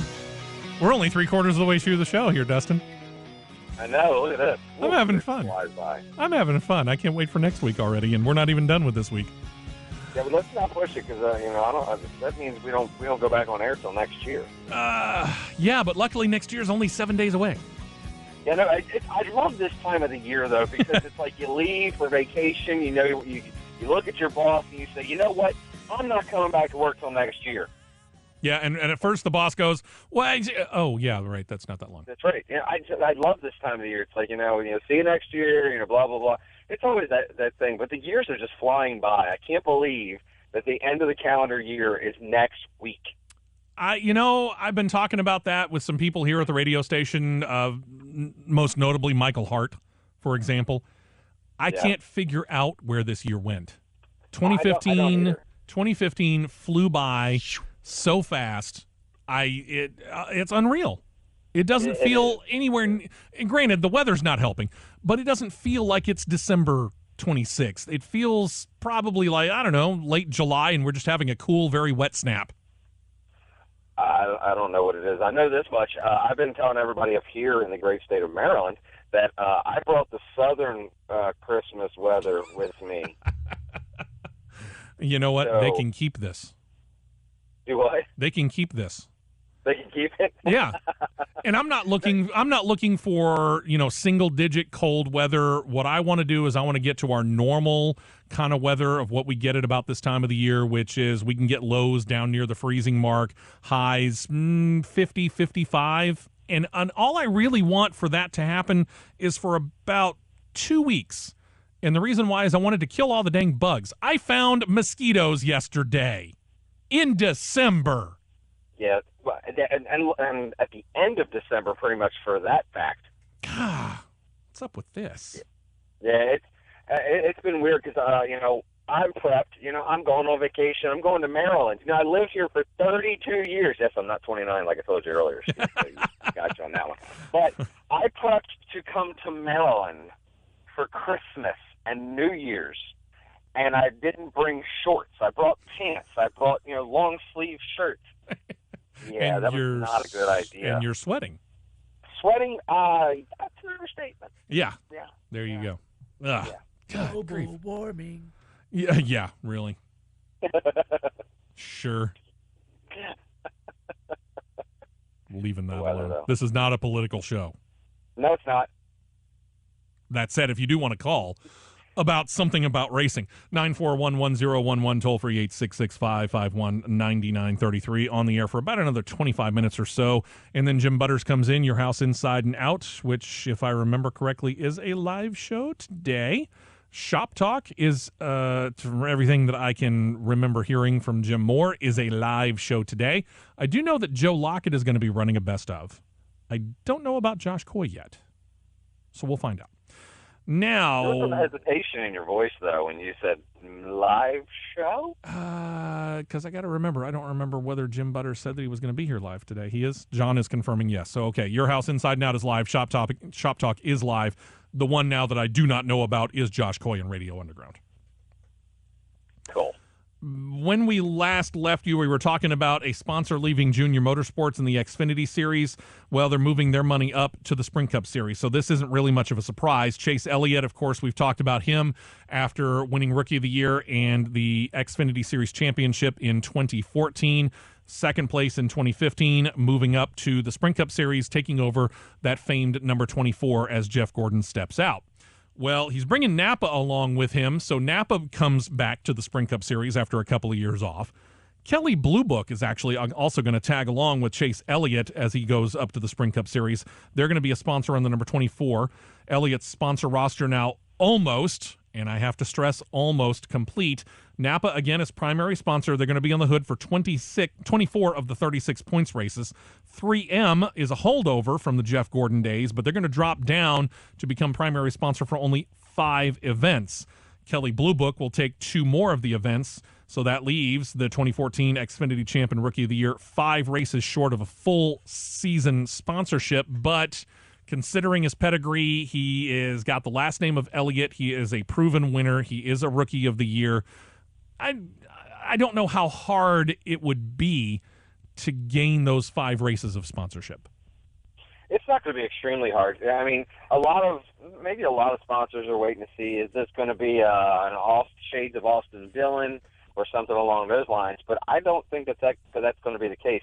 I do like the fact that Napa's staying with him. I like the fact that Kelly Blue Book is coming up, regardless of the fact that it does go away from junior motorsports. But the fact is if you look at the history that, Exalta, formerly DuPont, back in the day, we saw them with Gordon from start to finish. Sure. So this is going to set them up for a possible historic thing, too. If Chase Elliott is the man with the plan in the 24, and that's where he remains for the rest of his career, he's young now.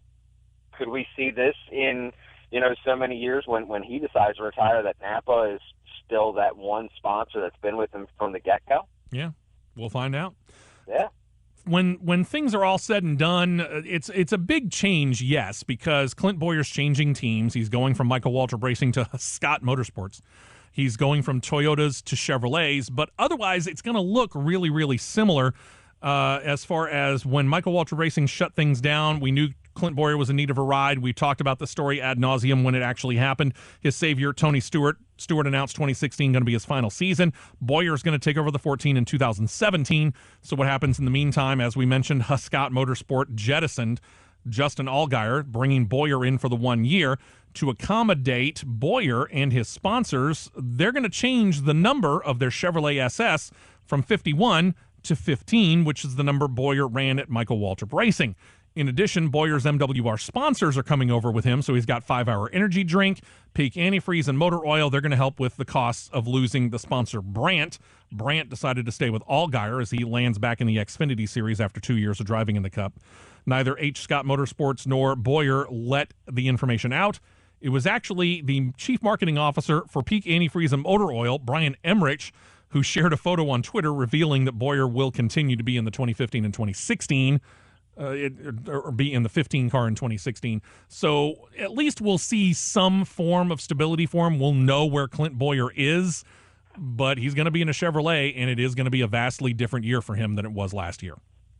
It's going to be a huge year for him, and this is why. If you look back at his history, before he went over to the Toyotas and the Chevys, when he was part of RCR, driving the Cheerios 33 and all, he did an outstanding job. Now, bringing it forward a little bit, he moved over to the Toyotas over there at Michael Waltrip Racing, driving the 15. Had a decent year that first season, but then from there it just kind of went downhill. And, of course, now with Michael Waltrip Racing going under and everything else, and he's moving back over into the Chevy camp, this is going to be great for him. And I love the fact that H. Scott went and grabbed the number just to help him out a little bit. That way it wasn't flipping all over the place and everything. And I did tell my son Nick, when I showed him the picture on Twitter, I said, look, your boy's going to be driving the 15 again. He goes, huh? I was like, yeah, the team's going, but they're going to let him keep the 15. He's like, it's the same car. I was like, no, it's got a different, it's a bow tie. And he said, oh, that means it's better. He's already caught on. Richard, he is good to go. There you go. Richard Petty Motorsports, about a week after they announced Brian Scott set to drive the number 9 Ford Fusion in 2016, have announced Chris Heroy will be the crew chief of the number 9. Heroy had been a crew chief in the Sprint Cup Series for 4 years, most recently serving in that role over at Chip Ganassi Racing for Kyle Larson, before Larson Juan Pablo Montoya. While he didn't claim a race win for Larson in their 2 years as they were paired up, Larson, of course, was the 2014 Rookie of the Year. We'll have to see if he can do kind of a similar form of magic over there, because while we have seen some decent things, especially late in the year from Eric Almirola in the 43, the number 9 car, since it was vacated by Marcos Ambrose, this past year with Sam Hornish Jr., nothing to write home about. No, none at all. That was... I don't even know what happened there. I really don't either, and I don't think that Richard Petty does. So he said wholesale changes are coming, and boy, was he right. Driver, crew chief, whole lot of things being changed over there. Congratulations to Tommy Baldwin Racing. They've announced they've got a bit of a cash infusion. They have signed Toy State and Nico RC as a primary sponsor of the number 7 Chevrolet SS driven by Alex Bowman. We don't normally talk about Tommy Baldwin Racing and big-time sponsors, but in this case, this pair of sponsors will be on the hood for 13 points races. They're going to be an associate sponsor for another 14 events. So they got 27 there, so it's a pretty decent deal for them. No specifics were given. Contract between the team and the company is termed as a multi-year deal. You and I have talked about it, this show and all the racing that's out there, every single level that we talk about, and now adding NHRA, they're all dependent upon sponsor dollars to be able to defray their costs. This is huge for a Tommy Baldwin Racing. Will it translate to what's going out onto the track? I don't know yet, but it can't hurt. It can't do any worse. That's the thing. It's a great thing to see Tommy Baldwin Racing grab something like this and for it to happen to a small team. You're right. We don't get a chance. We don't talk about Tommy Baldwin Racing much. When we do, it's probably something that's horribly wrong or something along those lines. But for them to get something like this going, is it safe to say at this point we can start to say that sponsors are getting comfortable again because now they're actually putting more into their advertising? Yeah, we have come to the new reality, whether you believe that the recession is over and we are a country back on its right track, or whether the recession is over but we're settling for a new lower level than what we had in the past of our lives, and I'm firmly in the B camp. We're getting used to where we sit, and we're budgeting appropriately for where we are sitting at this level, and therefore the companies are coming back to some extent. And I love that, because that's exactly what we've been talking about for so long with sponsors leaving, looking at Home Depot, taking away, something that we've seen in NASCAR for years, and then them to leave. It kind of said, okay, well, what's going to happen here? But apparently something's going right, especially over there at Tommy Baldwin Racing with that sponsorship. Well, you and I have talked about it in the past, though. The days and the years of a Home Depot, for example, since you brought them up, sponsoring an entire season, those days are gone. We don't see that one single sponsor anymore really signing up and saying, oh, yeah, we're going to take all 36 points races, plus we'll take the other 2 events. We'll take, the Budweiser shootout at the beginning of the year. We'll take the All-Star race as well. We'll take it all. We don't have a problem with it. No, they're not doing that. We just talked about Napa. Napa's 24 out of 36 of the events. Then they bring on Kelly Blue Book, which is for 2 of the events. 3M is only 5 of the events. We're seeing that season be parsed out to not just one sponsor, but 2, 3, 4, sometimes 5 different sponsors over the course of a season. And and that just kind of brings up a whole other factor, and you know about this yourself, Steve. When we go to Talladega for work and all, when we get done our day, we go over across the way to the flea market, correct? Sure. And when we go over there, there's always a list of cars that you're looking for, diecast-wise, right? Oh, yeah. And it seems to get bigger every year. And that's the thing. You look at this much, the diehard race fan, if you want the Lowe's 48, okay, well, you go over, there's about 30,000 Lowe's 48s, and they're all, well, this race, well, they all look the same. If you even look at the sponsors now, certain races, they're coming up with special schemes and stuff like that. So they're not sticking with the same type of you're going to be spending more money on the diecast. You're going to be looking at more diecast because of sponsors-wise, and they're doing all the cars for it. That's kind of becoming – it's this morphing type thing that's going on, especially with the sponsors versus the sport and everything else, because now it's great to see your driver not in the same car for 36 races. You're seeing them in different cars. You're seeing all the cool little one-deal race sponsorships that are coming in. It's really kind of bringing some more flavor and color over into the NASCAR world, for that matter. I mean, am I alone in my thoughts on that? No, but that said, that's why we're here. It's to try and help you tell the players without the scorecard. So, we tell you, hey, and I'll use my guy as an example. I know he's got 4 sponsorships that he uses throughout the course of the year. The 2 most notable, Bass Pro Shops and Mobile One, but he's also got Rush Truck Centers. He's also got Code 3. So he's got those 2, and if you don't know which paint scheme he's running that week, you might have a hard time looking around, and you've got to search around and find the number 14 on the track. Yeah, and that's always not fun, because then by the time you actually find it, it's we got 10 laps to go here at Dover International Speedway. It's like, I just found my car, and it's over. Yeah, or worse yet, you get a week where, as we've seen at Talladega, there's not just one but two Bass Pro Shops out on the cars out on the track, because Austin Dillon's also got an associate sponsorship with Bass Pro Shops, and he chooses that weekend to run a Bass Pro Shops paint scheme. And you're just like, dang it, got it out.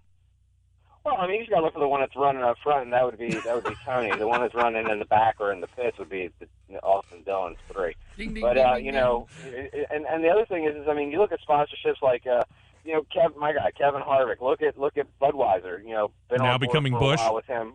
Now switching over where they're going to be touting the Busch brand. Right. So even the sponsors are making changes. They're trying to keep things fresh and new, and they're really getting into the fact of you know, wow, what kind of car can we kind of do up for our sponsorship this week? It's like it gives them the chance to be creative and bring things on board as well. So that's always fun to see the sponsors having fun in the sport and the teams being so open to letting them. Well, you mentioned that as one would think the case, considering that he is the sport's most popular driver and the other is a retiring Surefire Hall of Famer. You talked about diecast. Dale Earnhardt Jr., Jeff Gordon dominated the NASCAR diecast collectible sales for the entire year of 2015, and I'm talking all 3 series, okay?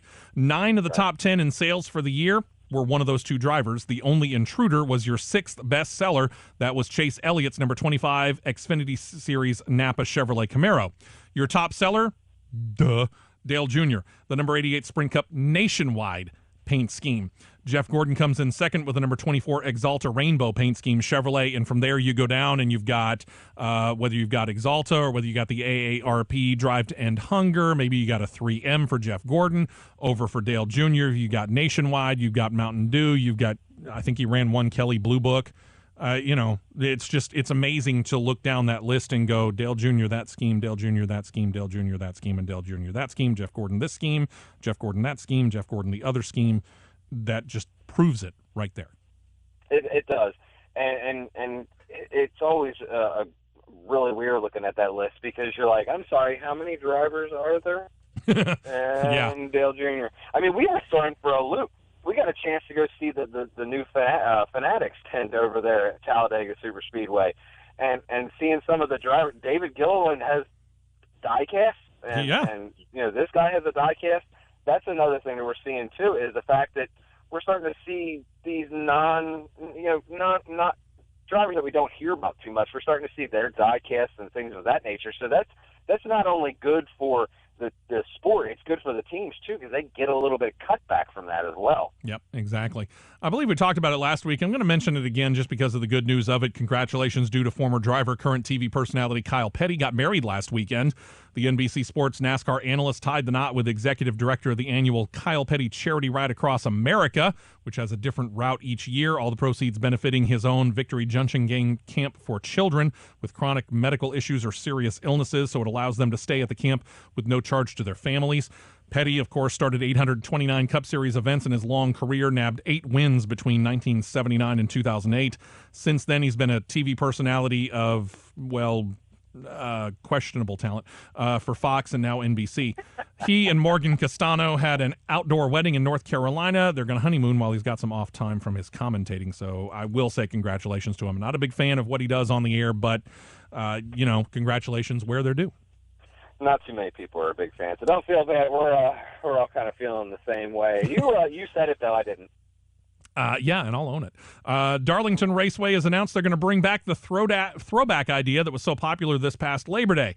For 2016, teams are going to focus on the Cup Series era from 1975 through 1984.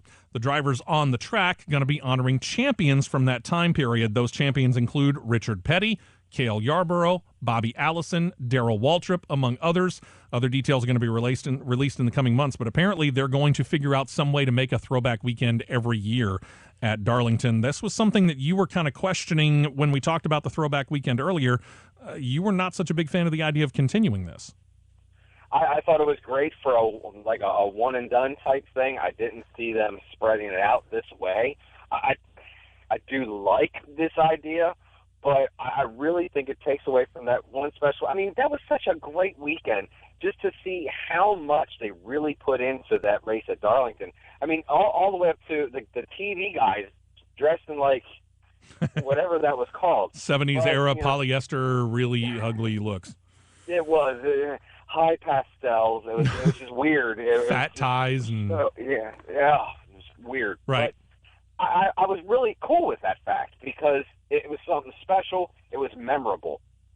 That's where that kind of wears off. When you start doing this all the time, that special wears off to the point where it's no longer special. You took something that was really super cool, even graphics and everything else on the TV, and you turned it into a yearly thing, which now just makes it kind of go away. That's just how I feel about it. I don't know how you do. I don't know how our listeners out there feel about it, but it's just opinion of mine that it was special. It was. In special. looking at this era, 75 to 84, that's 9 years. That's a big chunk of time to pull out. And if you're going to pull out those big chunks of time where you're going to honor this era of racing, you're going to run out of time real quick. They're going to have to be real careful about continuing this on many more years. Yeah, and that's the other thing. I mean, maybe smaller blocks. I think they're getting way ahead of themselves here. They're going to run out of steam, and then they're not going to know what to do next. There you go. It's just going to be one of those things. It's going to eat itself alive, so to speak. Probably right. We already know the date of the 2017 Daytona 500. Not 2016, 2017 Daytona 500. How? Apparently people with the U.S. Air Force's Thunderbird Air Demonstration Squadron let loose the information.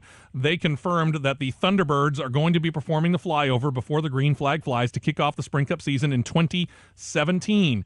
It's going to be held on February the 26th. This is the same group, by the way. They're going to be performing the flyover this year at the 2016 Daytona 500. So we already know when the NASCAR season begins in 2017. The funny thing is NASCAR, despite the fact that the Thunderbirds have said, we're not confirming or denying at this point. How do you not confirm? I don't know. Just shut up, Dustin. Just shut up. Oh. Congratulations out to Roger Penske, announced as one of the members of the soon-to-be inducted Sports Car Club of America, SCCA Racing Hall of Fame class. Set to be inducted in ceremonies held January 23rd. Penske is going to be joined by 4 others, including noted SCCA champ and now Motor Trend contributing driver Randy Pobst. The ceremony set to take place in Las Vegas. It'll bring the number of inductees in that hall up to 67. I should have looked it up. I have no idea where the SCCA hall is actually housed. But congratulations to Roger Penske nonetheless. We mentioned earlier Matt Pucci has been replaced by Brian Patty as the crew chief for Greg Biffle in the number 16 Sprint Cup Series car. Pucci has been retained by Roush Fenway Racing. He's set to drop down to the Xfinity Series. He'll become the crew chief for Darrell Bubba Wallace Jr. in the number 6 Ford Mustang. Phil Gould, who was Elliott Sadler's crew chief in 2015, will stay at Roush Fenway Racing. He will become the crew chief for Ryan Reed in the number 16 Ford Mustang, so they continue to make changes at Roush Fenway. We detailed it earlier, Dustin. They need to make changes at Roush Fenway Racing. They do, and we're going to see a lot more of this throughout the off-season, so stay tuned, Roush Fenway fans that are probably like, that's it, I give up, I'm jumping off the ship type thing. Yep. They got to do something. Sure. They went in the wrong direction. They need to figure it out, and get it figured out fast. Joe Gibbs Racing. Yeah, Joe Gibbs Racing, despite his success at the Xfinity Series level, is shuffling crew chiefs in that series. 2015 Series champion Chris Buescher was expected to have his Roush Fenway Racing crew chief make the jump to the top series with him, but Scott Graves instead announced he's left Roush Fenway. He's going to move to Joe Gibbs Racing and will become the crew chief for 2015 Rookie of the Year, Daniel Suarez. Graves will take over for Eric Phillips because Phillips is expected to move up to the Sprint Cup Series. He will become the car chief for the number 19 of Carl Edwards under Sprint Cup crew chief Dave Rogers. Reported a couple of weeks ago, Dakota Armstrong has left Richard Petty Motorsports Xfinity Series operation. He's reportedly talking to Richard Childress Racing about a ride. The reasons for his leaving haven't been detailed. Talks between Armstrong and Childress are termed as in the beginning stages. In the Camping World Truck Series, Ben Rhodes is on the move. He's headed over to take over a seat at Thor Sport Racing. Rhodes will be entered in all the events in this upcoming season, will be eligible to win the Rookie of the Year award for 2016. He's now all of 18 years old. Rhodes has been announced to be the driver of the 41 Alpha Energy Solutions Toyota Tundra.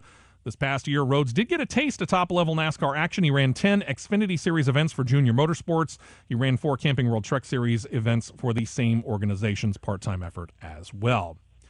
Eric Jones, we've talked about, he's moving over to Joe Gibbs Racing and up to the Xfinity Series on a full-time basis for 2016. It means that Kyle Busch Motorsports had a seat in the Camping World Truck Series to fill. It will be taken by a defending K&N Pro Series East champion by the name of William Byron. Byron is an 18-year-old, a native of Charlotte, North Carolina. He's going to run the full 2016 Camping World Truck Series schedule. He's competing for Rookie of the Year. And all of this while he will, at some point in time during the 2016 season, graduate from high school. Hey, look, you get more youngins we're going to see coming into the sport. Look at Chase Elliott. They went to, prom and graduation and all that Exactly. stuff. How many times have we been asked over the last 2-3 years, when's that youth infusion in NASCAR going to be coming in? I'm here to tell you, it's here. It's here, and it seems like it's going to continue going strong. We were dying for something to come in that we, something new, and we got it. We had that big class a couple, 2 seasons back. And then all of a sudden, it's just taken off from there, and we're seeing it every year. And we're seeing the talent. I mean, look at Eric Jones. We talked about it with the Snowball Derby, being found there by Kyle Busch, beating Kyle Busch, and then coming into the sport. Now we're seeing this is going to be a thing that's going to continue on for a very long time. Yeah, I don't see it stopping. And then that said, you get one of the big names of NASCAR. We got good news from him on the medical front. The longtime track owner, the 2016 inductee for the NASCAR Hall of Fame. Reports have him free from cancer. I know this quite well. I know that many of the listeners do as well. I have been, my family, affected by cancer. My dad passed away from it in 2009. My mother-in-law 2008, excuse me. My mother-in-law in 2004 from cancer. Cancer sucks, and I'm happy to hear that Bruton Smith is at least free from it for now. Founder of Speedway Motorsports Incorporated, the company that owns the second most tracks that NASCAR races on. According to his daughter, is cancer-free. Cassie Mitchell Smith took to Twitter to state, quote, "It was an early Christmas gift for the family." Smith is now 88, diagnosed with a form of lymphoma in his digestive tract, underwent surgery and chemotherapy to rid him of it. He will be inducted into the NASCAR Hall of Fame January 22nd, along with 4 others, and he looks like he will be there in person, and that is great, great news. Outstanding news. Love a good story like that. All right, so next weekend, on the air at 7, our brand new start time, we add NHRA to our list of things that we're going to be talking about. So big week next week. You'll still be calling in from Maryland, hopefully with fewer problems. Yes, love problems. There you go. We love it. We appreciate you listening to us. We like that you did it all in 2015. Continue to do it in 2016, and we'll talk to you next week.